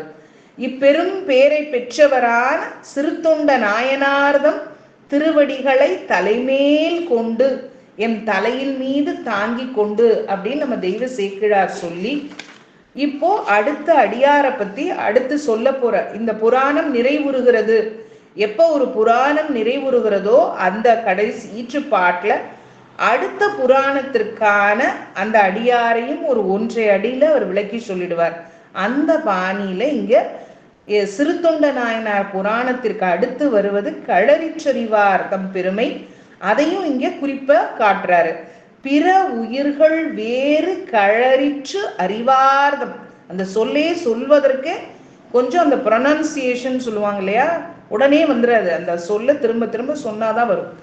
களரிற்று அறிவார் தம் பெருமை தொழுது விளம்புவாம். அது என்ன களரிற்று அப்படின்னா, ஒவ்வொன்றுக்கும் ஒரு மொழி இருக்கும். நாய் ஒரு மொழி பேசும், ஆடு ஒரு மொழி பேசும். அது சொல்றத பேசுறதுங்கிறது தான் கழலுதல்.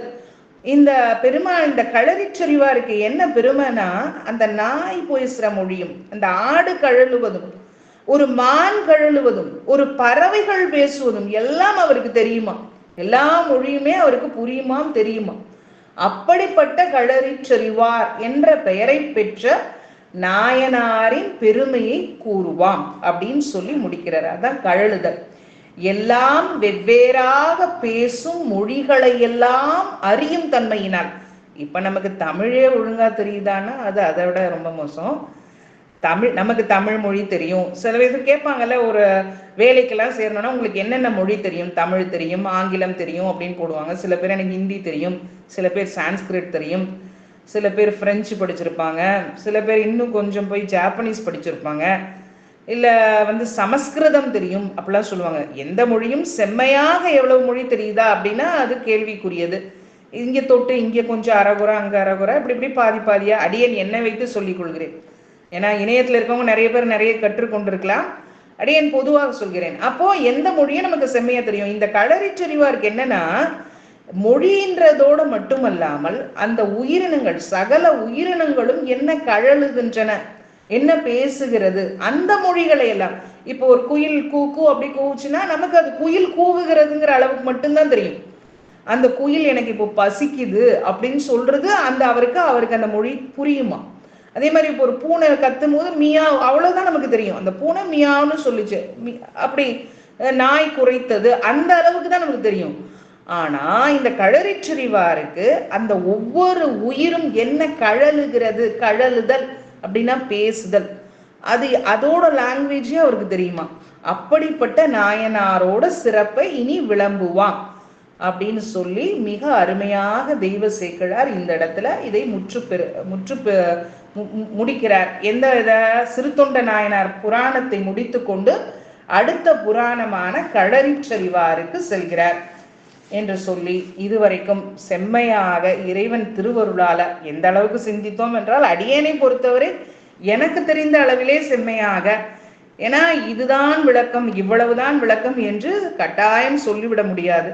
நீங்கள் இன்னும் நிறைய விளக்க உரைகளை, இப்போ இது ஒரு அடிக்கோட்டு காட்டுவதுன்னு சொல்லுவாங்க இல்லையா, ஒரு அவுட்லைன் மாதிரி, இதுதான்ப்பா இவ்வளவு இந்த மாதிரி விளக்கம் இருக்கு, இதை விட இன்னும் நீ சிறப்பானா இன்னும் நிறைய படிச்சா நிறைய தெரியும். ஏன்னா நாளும் நாளும் கற்றல் என்ற செயல் நிகழ்ந்து விட்டதுன்னு சொல்லக்கூடாது, நாளும் நிகழ்ந்து கொண்டிருக்கே வேண்டும். ஏன்னா இன்னைக்கு என்ன கற்றோம், நாளைக்கு என்ன கற்றோம், புதிதாக கற்றுக்கொண்டே இருக்க வேண்டும். அதுவும் இந்த சிவஞான கல்வின்னு கற்க வேண்டியதற்கு நூல்கள் எண்ணில நிறைய இருக்கு. திருவிளையாடற் புராணம் இருக்கு, கந்த புராணம் இருக்கு, நிறைய செய்திகள். அதெல்லாம் படிக்க இவ்வளவு விஷயம் இருக்கா சுவாமி, எனக்கு இவ்வளவு நாள் இது தெரியாம போயிடுச்சு, இன்னும் நான் என்னை செம்மைப்படுத்திக்கணும். இன்னும் திருவிளையாடற் புராணத்துல சொல்லணும்னா ஒரு பொன்னணையாள் அப்படின்னு சொல்லிட்டு அதுல ரசவாத படலம், நிறைய படலங்கள் இருக்கும். அந்த ரசவாத படலத்துல பொன்னணையாள் அப்படிங்கிறவங்க, அவங்க இந்த உருத்திர குலத்துல தோன்றிய மங்கை தான். ஆனாலும் அவங்க சுவாமி மேல ரொம்ப அன்பு வச்சிருப்பாங்க. தான் சம்பாதிப்பது எல்லாமே சுவாமியோட திருவடிக்கு தான் செலுத்தணும், அந்த அடியார் பெருமக்களுக்கு உணவு கொடுக்கணும் அப்படின்னு சொல்லியிருப்பாங்க. அதுல அடியனுக்கு ஒரு பிடித்த ஒரு பாடல் இருக்கு. என்னன்னா, இந்த உலக வாழ்க்கை என்பது எப்படின்னு அதுல ஒரு பாடல் வரும். எப்படி நீர்க்குமிழி தோன்றி அந்த குமிழி தோன்றிய நேரத்துல அப்படி மறைஞ்சிருமா, அது போலதான் நம்முடைய இந்த வாழ்க்கையும். நீர்க்குமிழி தோன்றி மறையும் நேரத்தை விட மிக குறுகியது இந்த உலக வாழ்க்கை. அப்ப பாத்துக்கோங்க எவ்வளவு இன்னைக்கு இப்போ இந்த நேரத்துல இப்போ இப்படி இருக்கு அப்படின்னு சொல்றதுக்குள்ளேயே மறைந்து விடக்கூடிய வாழ்க்கை இது. அதனால இந்த நிலையில்லாத வாழ்க்கை எல்லாமே நிலையாமை தான். பொருள் யாக்கை நிலையாமை, இந்த உடம்பு நிலை இல்லாது, நமக்கு வர்ற செல்வம் நிலை இல்லாது, எல்லாமே நிலை இல்லாத இந்த பொருள்ல நிலையானவர் யாருன்னா சுவாமி ஒருத்தர் தான். அவருடைய திருவடிகளை நாம் பற்றி கொண்டால் இந்த பிறவிங்கிற பெருங்கடலை கடக்கலாம்.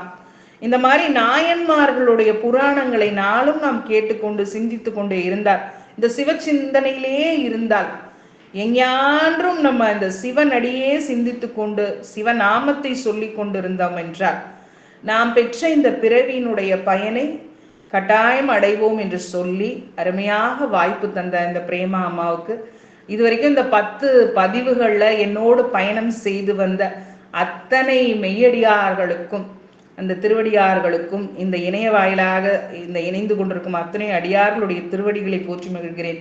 ஏன்னா நாளும் எனக்கு உற்சாகம் கொடுத்து, நீங்கள் நல்லா சொல்றீங்கம்மா, நான் நல்லா சொல்லனா கூட சும்மா சும்மா நீங்க நல்லா சொல்றீங்கம்மா, அருமையா சொல்றீங்கம்மா அப்படின்னு சொல்லி என்னை புகழ்ந்து, இதற்கு நான் எந்த காசு பணம் அதான் நான் சொல்லிட்டேனே, அதெல்லாம் நிலை இல்லாதது. நான் இப்போ ஒரு பணம் வாங்கிட்டு இருந்தா கூட அந்த பணத்திற்காக நான் செய்தேன் அப்படின்னு ஏதாவது ஒரு கடப்பாடு வந்துடும். அப்படி இல்லாம உள்ளன்போட மெய்யன்போட இது அடியார்களுக்கு அடியேன் செய்யும் ஒரு சின்ன தொண்டுன்னு கூட சொல்ல முடியாது. ஏன்னா இது தொண்டுனா எனக்கு எந்த பலனும் இல்லைன்னு வந்துடும். எனக்கும் இந்த பலன் கிடைச்சிருக்கு இல்லையா, அடியேனும் இதை படித்ததுனால இவ்வளவு செய்திகளை இந்த இன்னைக்கு சிறு தொண்டரை பத்தி படிச்சுக்கோ அப்படின்னா உண்மையாக அடியேன் படித்திருக்க மாட்டேன். உங்களுக்கு சொல்ல வேண்டும் என்ற ஆர்வத்திலே அதுல என்னதான் இருக்கு போய் பார்த்துருவோம் அப்படின்னு சொல்லி நிறைய நெறியாளர்கள், ஏன்னா இதுல பயணம் செய்யும் பொழுது நிறைய பேர் எனக்கு அங்கங்கே இது இப்படி சொன்னா இதை விட சிறப்பா இருக்கும் அப்படின்னு அங்கங்க கோடிட்டு காட்டினார்கள். அவர்களுடைய திருவடிக்கெல்லாம் அடியனுடைய பணிவான வணக்கம், நன்றிகள். ஏன்னா நம்ம போற பணி செம்மையாக இருக்க வேண்டும். தவறுகள் நிகழலாம், அந்த தவறை திருப்பி வராம பார்த்து அதை திருத்தி கொண்டு மேலும் மேலும் இறைவனுடைய திருவடிகளை நோக்கி பயணம் செய்ய வேண்டும் என்பதிலே எனக்கு எந்த அளவும் ஐயமில்லை. இதற்கு ஒரு அருமையான வாய்ப்பினை நல்கிய பிரேமா அம்மாவுடைய திருவடிகளை நன்றி சொல்லிக் கொள்கிறேன். இந்த வேலுண்டு வினையில்லை இந்த குடும்பத்துக்கும் அடியனுடைய நன்றிகள். உங்களை விட்டு பிரிகிறோம் என்று நினைக்கும் பொழுது சற்று, ஆனா இந்த உலக வாழ்க்கை தான் நிலை இல்லாததுல திருப்பி ஒரு நாள் சந்திப்போன்னு பிரேமாமா சொல்லியிருக்காங்க. காலப்போக்கில் அது என்னைக்காவது எப்போ தேவைப்படுமோ அப்போ பார்த்துக்கலாம். சுவாமி திருவருள் செய்யட்டும். அடியேன் இப்போ இந்த பாடலை சொல்லி நிறைவு பெற்றுக் கொள்கிறேன். பாடலுக்குள் செல்கிறேன். சிவாய நம. வான்முகில் வழாது பெய்க, மலிவளம் சுரக்க, மன்னன் கோன்முறை அரசு செய்க, குறைவிலாது உயிர்கள் வாழ்க, நான்மறை அறங்கள் ஓங்க, நற்றவம் வேள்வி மல்க, மேன்மைக்குள் சைவ நீதி விளங்குக உலகமெல்லாம், கைலாய பரம்பரையில் சிவஞான போதநெறி காட்டும் வெண்ணை பயில்வாய்மை மெய்கண்டான் சந்ததிக்கோர் மெய்ஞான பானுவாகி, குயிலாரும் பொருள் திருவாவடுதுறை வாழ் குரு நமச்சிவாய தேவன் சைலாதி மரபுடையோன் திருமரபு நீடூடி தழைகமாதோ. ஓம் நம சிவாய, ஓம் நம சிவாய, ஓம் நம சிவாய, ஓம் நம சிவாய, ஓம் நம சிவாய. அனைத்து அடியார்களிடமிருந்து விடைபெறுகிறேன். நன்றி, வணக்கம். ஓம் நம சிவாய. சிவாய நமம்மா. திருவடி வணக்கம். சிறப்பு சிறப்பு, அருமையா எடுத்து கொண்டு போனீங்கம்மா. இன்னைய வகுப்பு எல்லாருமே நாங்க அந்த சிவபெருமான் முருகப்பெருமான் விநாயகரோட அடியாருக்கு எல்லாருக்கும் காட்சி கொடுத்த, சிறு தொண்டனாருக்கு மட்டும் காட்சி கொடுக்கல, அவருடைய மனைவி அவர் குழந்தை எல்லாருக்கும் காட்சி கொடுத்த மாதிரி நம்ம அடியாருக்குலாம் எனக்கு எல்லாருமே அந்த காட்சியை எல்லாம் உணர்ந்திருப்பாங்கன்னு நினைக்கிறேன். அடியேன் உணர்ந்த உண்மையிலே கண்ணீர் பெருகுச்சு. சிவாய நம. சிறுத்தொண்ட நாயனாருடைய இந்த புராணம் ரொம்ப சிறப்பு தான். எப்பயுமே கடைசி முடிவு ஒரு சினிமால பார்த்தா கூட ஒரு கிளைமாக்ஸ் ஒண்ணு இருக்கும் இல்லையா, எவ்வளவு ஆவலா பார்ப்போம். ஒரு புக்கை படிச்சா கூட அடியேன் எப்பயுமே புக்கு படிச்சுட்டே இருப்பேன். அந்த ஆவல் தாங்காது, என்னதான் சொல்றாங்க அந்த கிளைமாக்ஸ் போயிடுவேன் நான். அந்த மாதிரி படிக்க கூடாதுன்னு அடிக்கடி சொல்லுவாங்க எல்லாருமே. ஆனா நான் அப்படி இல்லை, என்ன இது அப்படியே ஆர்வத்தை ஏத்துக்கிட்டே போறாங்க, அது முடிவை கடைசியை தெரிஞ்சுப்போமே அப்படின்னு சொல்லிட்டு கடைசி முடிக்கணும், போய் படிச்சு முடிச்சுட்டு அப்புறம் படிப்பேன். அது அடியாட்டது ஒரு பழக்கம் உண்டு. ஏன்னா பலகாலமா அந்த புக்கு படிச்சு வீணா போய் கெட்டு போனவங்கன்னு சொல்லுவாங்க இல்லையா, அந்த மாதிரி என் அடியன். ஆனா அப்பயே ஒரு ஆன்மீக கருத்தெல்லாம் படிச்சுதான் நீங்க ஒரு பெரிய லெவல்ல நல்லா சொல்லலாம். நல்லா அந்த அளவுக்கு ஒரு திறமை இருந்திருக்கும். ஆனா அடியேன் வாழ்க்கையில நிறைய காலத்தை வீணாக்கிட்டேன்னு தான் சொல்லலாம். அந்த மாரி இன்று நீங்க சொன்ன அந்த விளக்க கடைசி முடிவு வந்து ரொம்ப அருமையான ஒரு விளக்கம். எப்பயுமே ஒரு துன்பத்த குடுத்து கடைசி இன்பத்த தான் குடுப்பான் பெருமான். இதுலருந்து நம்ம புரிஞ்சுக்கலாம். உண்மையிலே எல்லாருடைய வாழ்க்கையிலயும் ஒரு துன்பம் வந்தா கூட, இந்த மாரி ஒரு இன்பம் கிடைக்கும். அதனால தான் இந்த துன்பத்தெல்லாம் அனுபவிக்கிறோம் அப்படின்ற அந்த ஒரு இந்த நிறைவு ரொம்ப நிறைவு பகுதி ரொம்ப நல்லா இருந்ததுன்னு தான் சொல்லலாம். அதாவது சிறுத்தொண்ட நாயனார் வந்து அது வையம் நிகழும் சிறுத்தொண்டர். அழகா சொன்னீங்க அந்த வார்த்தை. உலகத்துல எப்படிப்பட்ட நிலை பெறக்கூடிய அந்த புகழ் இருக்கு இல்லையா? அதனாலதான் அந்த பெரிய பெரிய மகான்கள்லாம் அவங்க இன்னும் வாழ்ந்துட்டு இருக்காங்க. அந்த புகழ் நாமெல்லாம் வந்து இருப்போம், ஒரு நாளைக்கு பிறப்போம், இறப்போம், இறந்து போயிடும் அப்படின்ற கதையை தான் நம்ம வாழ்ந்துட்டு இருக்கோம். ஆனா ஒவ்வொரு மகான்கள்லாம், அருளாளர்கள், பெரிய பெரிய குருமார்கள்லாம் பார்த்தா அவங்களுடைய புகழ் என்று நிலைத்தே இருக்கும். அந்த மாதிரி ரொம்ப அழகா சொன்னீங்க. அந்த நிலை பெறும் புகழ் சிறுதொண்ட நாயனார் வந்து அழகா மகனே வா அப்படின்னு சொல்லி கூப்பிடுறாரு இல்லையா? கூவி அழைக்கிறாரு. அப்ப வந்து அந்த யாரு பெருமானுடைய அருளார் தான் அழைக்கிறாரு. உடனே அம்மாவும் வந்து சிவந்த மணியே சீராளா அப்படின்னு கூப்பிடுறாங்க இல்லையா? அப்பா என்ன ஒரு அழகு! இதெல்லாம் நீங்க சொல்லக்குள்ள உண்மையிலேயே எங்களுக்கு கண்ணீர் தான் வந்தது. அந்த கட்டுப்படுத்திட்டு தான் இதெல்லாம் நாங்க கேட்க வேண்டியதா இருந்தது. ரொம்ப நல்லா இருந்தது. அப்ப அவங்க கூப்பிடக்குள்ள அவர் எப்படி பள்ளியிலிருந்து வர்ற மாரியே இருந்துதான். அது பரமன் அருளால அந்த பள்ளியிலிருந்து எப்படி வராருன்னா, அந்த மாரி ஒரு தோற்றத்தோட அவர் அந்த வண்ணத்தையும் எடுத்து சொன்னீங்க. அவருடைய அழகு, அந்த நேரம், அந்த பாடல்லாம் எடுத்து முன்னாடி ஒரு பாடலையும் எடுத்து 31வது பாடலும், 26 பாடலையும் அந்த மயில் முடிய அழகு சொன்னீங்க. தலைமையில சுருண்டு சுருண்டு எப்படி இருந்ததோ, அவருடைய அழகு அந்த வெண்மை நிறம், சிவந்த நிறம். அது மட்டும் இல்லாம இன்னொரு பாடலையும் எடுத்து, அவர் 26வது பாடல். அந்த பாடலையும் எடுத்து விளக்கம் குடுத்தீங்க. ரொம்ப அருமையான ஒரு விளக்கம் குடுத்தீங்க. அந்த பாடலாம் எடுத்து மறுபடியும் ஒரு தடவ சிந்திக்கிறதுக்கு ஒரு வாய்ப்பும் கிடைச்சது. அந்த மாரி அவங்க அழைக்கக்குள்ள, அந்த குழந்தை வந்து அழகோட பிள்ளைங்க அந்த மகளார் எப்படி வந்தாங்களாம்? வேகமா அந்த பள்ளியிலேருந்து வந்த ஒரு தோற்றத்தோட வரக்குள்ள அவங்கலாம் அம்மையார் தான். முதல்ல அம்மாவுக்கு தான் பாசம் அதிகம்னு சொல்லுவாங்க இல்லையா? அந்த மாரி நீங்க விளக்கம் எடுத்து குடுத்தீங்க. அம்மையார் கட்டி தழுவி அதுக்கப்புறம் என்ன பண்ணாங்க? உச்சி முகந்து முத்தம் குடுத்து, அப்புறம் கணவர்ட்ட குடுக்குறாங்கன்னு நீங்க ரொம்ப சிறப்பு. அப்புறம் என்ன பண்ண முப்புறங்களே எடுத்து இந்த முப்புறங்களையும் அழகா எடுத்து சொன்னீங்க. ஏன்னா எப்பயுமே பெருமானுடைய பெருமைய தான் நம்ம எடுத்து சொல்லுவோம். ஒவ்வொரு பாடல்லையும் அதனாலதான் பெருமானுடைய பெருமையை தான் சொல்லுவாங்க. சொல்லிட்டு அந்த ஊரினுடைய பெருமை, பெருமானுடைய பெருமையெல்லாம் சொல்லிதான் நம்ம திருஞான சம்பந்தருடைய இது பாடலாகட்டும், நம்ம திருநாவுக்கரசு, சுந்தரமூர்த்தி சுவாமிகள் எல்லாருமே அந்த மாதிரி ஒரு வகுத்து கொடுத்துருக்குறாங்க நமக்கு. இப்ப இயற்கை அழகு சொல்லுவாங்க, அப்புறம் பெருமானுடைய பெருமையை சொல்லுவாங்க, அப்புறம் ஆணவம் கட்மமாயும் சொல்லி இதை படிச்சு என்ன சிறப்பு அப்படின்ற மாதிரி இன்னைக்கு நீங்க அந்த பெருமானுடைய முப்புறம் வேறுத்த பெருமையை கொண்ட அந்த நம்முடைய சிவபெருமான் அப்படின்னு சொன்னீங்க. திருத்தொண்டர் உன்னை பெற்றோம் என பொழிவாள் அப்படின்னு சொல்லி அந்த வார்த்தைக்கு முப்பரியத்து இறைவனின் தொண்டர் உணவு உண்ண பெரும் பேற்றை பெற்றோம் அப்படின்றத அந்த நினைப்போடு அவங்க சொன்னதை நினைச்சு ரொம்ப மகிழ்ச்சியோட வினவினார் அப்படின்னீங்க. அப்புறம் விரைவா அப்புறம் மகனை அழைத்து கொண்டு உன்ன வேக வேகமா உள்ள போறாங்க. எதுக்கு? காலம் தாமதம் ஆயிடுச்சு, ஒரு அடியார் வந்திருக்காங்க, காலம் தாமதம் ஆயிடுச்சே அப்படின்னு சொல்லி வேக வேகமா உன்ன அவங்க அழைச்சுன்னு பாரு. உள்ள போக்குள்ளதான் அவங்க என்ன பண்ண, அந்த உணவும் இல்லை, அந்த வைரவரா வந்த அந்த பெருமானும் அங்க இல்ல. ஆனா அவங்களுக்கு அப்பதான் அவங்க உணர்றாங்க போட்டிருக்கு. அவரு காணாமட கலங்கி என்ன பண்ணாங்க, திகைப்படைக்கிறாங்க, விழுந்தாங்க. உள்ளம் அந்த உள்ளம்லாம் உருகி அப்படியே திகைத்து போயிட்டாங்க. அந்த வெந்த வெறிச்சியும் காணாது போயிடுச்சு அந்த பாத்திரத்துல அப்படின்னு சொல்லி திடுக்கிடுறாங்க. அப்பதான் ஒரு பாடு நீங்க சொன்னீங்க, ஒரு அடியார் என்ன கேட்கிறாரோ அந்த கேட்டதை கொடுக்கக்கூடிய ஒரு பண்பு இருக்க, செயற்கரிய செயல் சொன்னீங்க, அரிய செயல். அதாவது நியமம் முனைப்போடு அவங்க செய்திருக்கிறாங்க. அந்த அடியார் எப்பேற்பட்ட அடியார்னு சொல்லிட்டு இந்த இளையான்குடி இயற்பகை நாயனாருடைய கதையை எடுத்து சொன்னீங்க. அதுல வந்து ஓலம் ஓலம்ன்றது வந்து உண்மையில அந்த பாடல் நான் கைவசம் வச்சில்ல. அதனால நீங்க எடுத்து மறுபடியும் ஒரு தடவை ஞாபகப்படுத்த பாடலை பாடியும் காமிச்சு அந்த எடுத்து எத்தனை இடத்துல எத்தனை தரம் வருகின்றதுன்னா 7 முறை வருது அப்படின்னு ஓலம் ஓலம்னு சொல்லி ஒவ்வொரு நாயன்மாருடைய வரலாறும் பாத்தீங்கன்னா ரொம்ப அருமையா எங்க ஈசன் குடும்பத்துல ஒரு அடியார் சொன்னாங்க, ஓலம் ஓலம்னு. அவங்க ஜெயந்தி நடராஜன் அவங்கதான் சொன்னாங்க அந்த. ஆமா ஆமா ஆமா அந்த மாதிரி ஓலம் ஓலம் சொல்லக்குள்ள இவரும் அந்த மாதிரி ஓலம் விட்டார் அப்படின்ற மாதிரி அந்த அழகா எடுத்து அழிக்கின்றாரு. அதுக்குதான் ஓலம் விட்டாரு, அந்த குழந்தைய வரத்துக்கு தான் ஓலம் விட்டாரு. அதுவும் விளக்கம் எடுத்து ரொம்ப சிறப்பா சொன்னீங்கன்றத மறந்து போயிட்டேன்னு சொல்ல வந்தேன்.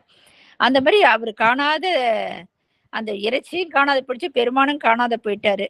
அப்ப என்ன பண்ணாங்க, உடனே ஐயோ வைரவர் வந்து அந்த எங்கேயும் மயங்கிட்டாங்க. அந்த மயங்கத்துக்கு திருவாசகோட ஒரு பாடல் எடுத்து சொன்னீங்க. முக்தி நெறி அறிய அந்த பாடலை எடுத்து விளக்கம் கொடுத்தீங்க. மயங்கி வெளியே வர அந்த பெருமான் தாமே அந்த உமை அம்மையரோட அழகா சரவண பொய்களை வளர்ந்த இந்த முருகப்பெருமானையும் சொன்னாங்க. ஏன்னா மகன் 2 மகனுக்கு ஒவ்வொரு மகனையும் எடுத்து விளக்கம் கொடுத்தீங்க. ரொம்ப சிறப்பா காட்சி கொடுத்து சிறுதொண்ட நாயனாருக்கு அருமையா அழகா காட்சி கொடுத்ததாக ரொம்ப சிறப்பான ஒரு விளக்கம் கொடுத்தீங்கம்மா. அதுக்கப்புறம் உண்மையிலே அவர் எப்படி தனி வெல் விடை மேல் அதான் அறத்தின் விடை மேலே வராரு. அந்த சிறப்பா சொன்னீங்க. இறைவன் முனிவரும் தேவரும் வித்யாதரும் சொன்னீங்க. அது அந்த பாடல் எப்படி படிக்கணும்ன்றதெல்லாம் விளக்கம் கொடுத்தீங்க. நாங்கெல்லாம் 1 2 3 4 அப்படி போட்டு எழுதி வச்சிருக்கிறேன். ஏன்னா அடுத்த முறை படிக்க கூடாதான் ஞாபகம் இருக்கும். எங்களுக்கு கந்தர்வனை அனுபதி நம்ம லதாமா தான் விளக்கம் எடுத்தாங்க ஒருத்தவங்க. பிரான்ஸ்ல இருக்கிறாங்க.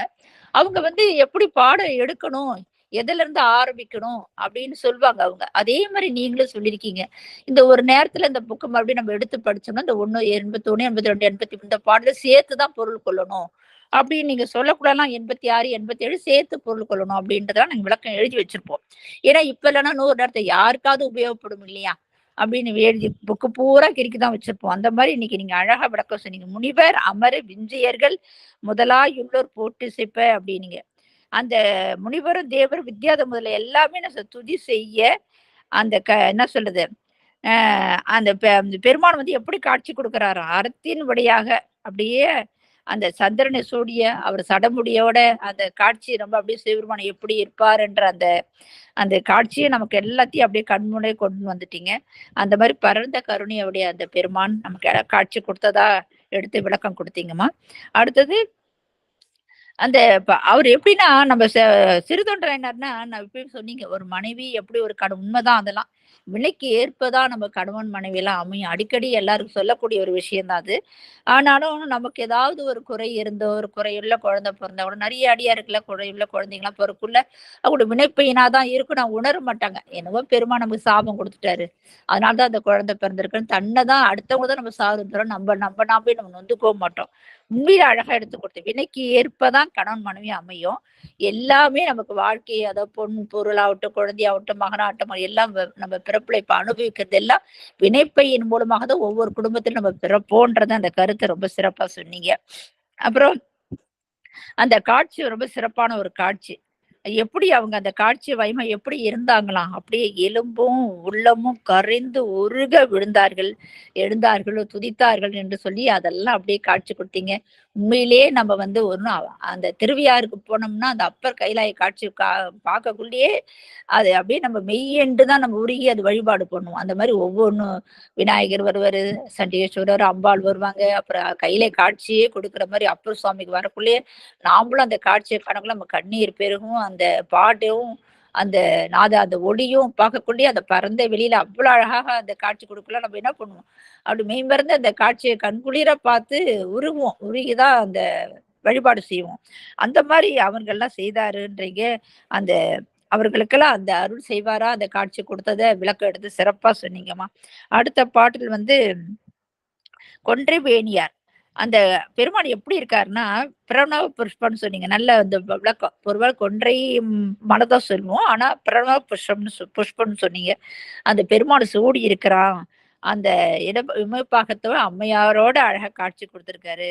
வேலி ஏந்திய மைந்தல முருகப்பெருமானும் வந்திருக்கிறாரு அப்படின்ற அந்த சிறுதொண்ட நாயனார், வெண்காட்டு நங்கையார், மகனான சீரான தேவரன், சந்தனத்தாதியர் எல்லாருமே பிரியாமல் அப்படியே காட்சிக்கு வணங்கி இருக்கும்படி தம் சிவலோகத்தோடையே நம்மளோட அழிச்சு சென்றதாக இந்த வரலாற்றை சிறப்பாக எடுத்து கொடுத்தீங்க. அது மட்டும் கடைசி பாடம் ரொம்ப சிறப்பு. 6 முடிமேல் அந்த கங்கையாருக்கு விளக்கம் ரொம்ப அழகா எடுத்து கொடுத்தீங்க. அது மட்டும் இல்லாம அந்த கழற்றறிவாருடைய புராணத்தை கழற்றி அருவார் அப்படின்னு கழற்றருவாருடைய அந்த புராணத்தையும் எடுத்து முதல்ல அடி போட்டு கொடுத்துருக்கீங்க. அடுத்த வெள்ளிக்கிழமை நமக்கு புது முகமாக ஒரு அடியார் நமக்கு வழங்க இருக்கிறாங்க. அது பெரிய பாடல் 175 பாடல். அடியன் உண்மையிலேயே எழுதினேன் 3 பாடல் எடுத்து எழுதிட்டேன். எழுதி முடிச்சு கூட நாமளே சொல்லலாம்னு பார்த்தா 175 பாடல்கள் அடியனுக்கு அந்த அளவுக்கு திறமை இல்லை. இது சொல்ற அளவுக்கு அப்படியே ஒரு விட்டுலாம் அப்படிதான் நினைக்க தோணுச்சு. அப்புறம்தான் எதுக்கு கேட்டு போப்போம், கல்லு போட்டு பார்ப்போம், கிடைச்சா நமக்கு லக்கு, இல்லைன்னா போனதா அப்படின்னு நினைச்சு கேட்ட உடனே அந்த அம்மா ஒத்துக்கிட்டாங்க. அடுத்த வாரம் விரைவில் ஒரு அம்மா நமக்கு வந்து அடுத்த புராணமாக கழற்றவர் புராணத்தை நமக்கு சிந்திக்கிறதுக்கு இறைவன் வகுத்த கொடுத்ததான். அடியேனுக்கு அம்மா கூட சொன்ன பிரேமா தான் என்ன, அதெல்லாம் இல்லை. இந்த அப்பர் அருநெறி மன்றத்துக்கு நம்ம புயல தொடர்பு கொண்டு அடியனுக்கு ஒரு பேச வாய்ப்பு கொடுத்து, அதன் பிற்பாடு அங்க இருக்கிற அடியார்கள்லாம் நிறைய பேர் சந்திக்கவோ, பார்க்கவோ, கேட்கவோ, நிறைய அவங்க மூலியமா நம்ம வந்து நிறைய நாயன்மாரோட வரலாறு தெரிஞ்சுக்கினது, ஒரு குரு பூஜையில என்னென்ன நாயன்மாரோட பேசுறது, 7ஆம் திருமுறையில சொல்லிய பாட்டின் பொருள் உண்டு, அந்த கருத்தெல்லாம் நம்ம ஒவ்வொன்று சிந்திக்கிறதுக்கு, அதை கேட்பதற்கும் அடியேன் வந்து ஏதோ சிறிதடி நம்ம ஒரு புண்ணியம் செய்தனால இந்த மாதிரி ஒரு அடியார்கள்லாம் நமக்கு கிடைச்சிருக்கிறாங்க. நம்ம தான் அவங்களுடைய திருவடியை தாம்பளே விழுந்து விழுந்து வணங்கி இந்த ஒரு இப்ப இருக்கிற காலகட்டத்துல பொருள் பிரதானமா தான் எல்லாம் நினைச்சிட்டு இருக்காங்க. ஆனா அதெல்லாம் இல்ல, உங்களோட அன்புதான் எங்களுக்கு வேணும். நீங்க சொல்றதுக்கு இவ்வளவு சிறப்பா நீங்க எல்லாம் கேக்குறீங்களே, எனக்கு சிந்திக்கிறது ஒரு வாய்ப்பு கிடைச்சதுன்னு அம்மா வந்து பெருந்தன்மையா அந்த மாதிரி யாராலையும் சொல்ல முடியாது. அது மாதிரி அழகா சொல்லி நமக்கு இவ்வளவு அழகாக ஒரு விளக்கம் எடுத்து கொடுத்த அம்மையாருக்கு மீண்டும் மீண்டும் மீண்டும் நம்ம ஈசன் குழுமத்திய சார்பாக நன்றிகளை தெரிவித்துக் கொள்கிறேன். சிவாய நம. திருச்சிற்றம்பலம். திருவடி வணக்கமா. சிவாய நம. ஏதாவது சந்தேகமா இருந்தாலும் நீங்க கேட்கலாம். அது மட்டும் இல்லாம உங்களால சொல்லணும்னு ஒரு விருப்பம் இருக்கிறவங்க கையை தூக்குங்க. ஒவ்வொரு அடியார்களுக்கும் வாய்ப்பு உண்டு. ஏன்னா இது வந்து அம்மாவுக்கு கொடுக்குற நம்ம வந்து நன்றி இதுதான். அவங்களுக்கு நம்ம பொண்ணோ பொருளோ எதுவும் கொடுக்க போறது இருந்தாலும் நம்ம ஒவ்வொரு அடியார் பேசுற ஒரு இதுதான் நம்ம அவங்களுக்கு ஒரு வாழ்த்தா போய் சேர வேண்டியதுதான். சிவாய நம. திருச்சிற்றம்பலம். அனைத்து அடியார் திருவுடைய தாமரையில் சென்னிமேல் சூட்டி வணங்குகிறேன். சிவாய நம. நன்றிங்கம்மா. முதல்ல முத்துலட்சுமி அம்மா பேசுங்கம்மா. திருவடி வணக்கம்மா. அனைத்து திருவடி வணக்கம். என்னங்கம்மா? தார்மதி அம்மா இருக்காங்களா? அம்மா முதல்ல நீங்க நான் 80வது பாடலுக்கு நீங்க சொன்னது 6 மாசத்துக்கு ஒருக்க தான் நான் உணவு உண்கிறேன். ஆனா நீங்க டெய்லி தான் சாப்பிட்றீங்க. ஆனா சீக்கிரம் ஏன் சாப்பிட்டீங்க? என் கூட சாப்பிட்றதுக்கு உங்க மகனையாவது என் கூட வர சொல்லுங்க அப்படிங்கிறத அவரை சொன்னதை அழகா சொன்னீங்க. அப்புறம் இங்கு அவன் வந்தால் நான் நாடி உலை என்பர் தாம அகலிய செய்தறியார் தலைவர் அமுது நீ அவர் எங்கு தினமும் உண்கிறீர்கள் உங்களுக்கு என்று கேட்டு அவருடைய மகனை அழைத்தார். இப்போது அவன் இங்கு வந்தால் நான் உண்ண முடியும், அதனால் அவனை எப்படியாவது கூட்டிக் கொண்டு வா என்று அவர் கூற அவர் என்ன செய்யறதுனே தெரியாம திகைச்சு அவர் இங்கு உதவ மாட்டான், இப்போதைக்கு அவன் உதவ மாட்டான் என்று அவர் கூறினார்னு சொன்னீங்க. அப்புறம் வையந்திகளும் சிறு தொண்டார் உடனே அவர் என்ன பண்ண, அவர் இப்படி சொல்லிட்டாருன்ட்டு பின்னால போய் என்ன செய்து நினைச்சு தலைவர் எப்படியாவது உணவு அருந்தணும், நம்ம என்ன செய்ய முடியும் என்ன நினைச்சு பின்னால போய் நின்று மைந்தா வருவா என அழைத்தார். மைந்தா நீ எப்படியா வா அப்படின்னு கூப்பிடுற மாதிரி சொன்னார்னு சொன்னீங்க. அவருடைய மனைவியும் சேர்ந்து சிவந்த மேனியோடைய தன் மகனை சீராளா பேர் சொல்லி உங்க வான் சிவனடியார் உன்னை அழைக்கிறாரு, அவர் சாப்பிடணும் உன் கூட சாப்பிடணும்னு ஆசைப்பட்டு உன்னை அழைக்கிறாரு, நீங்க வா அப்படி கூப்பிடுறதா சொன்னீங்க. அது ரொம்ப நல்லா இருந்ததுமா. அதுக்கப்புறம் அவன் வந்தது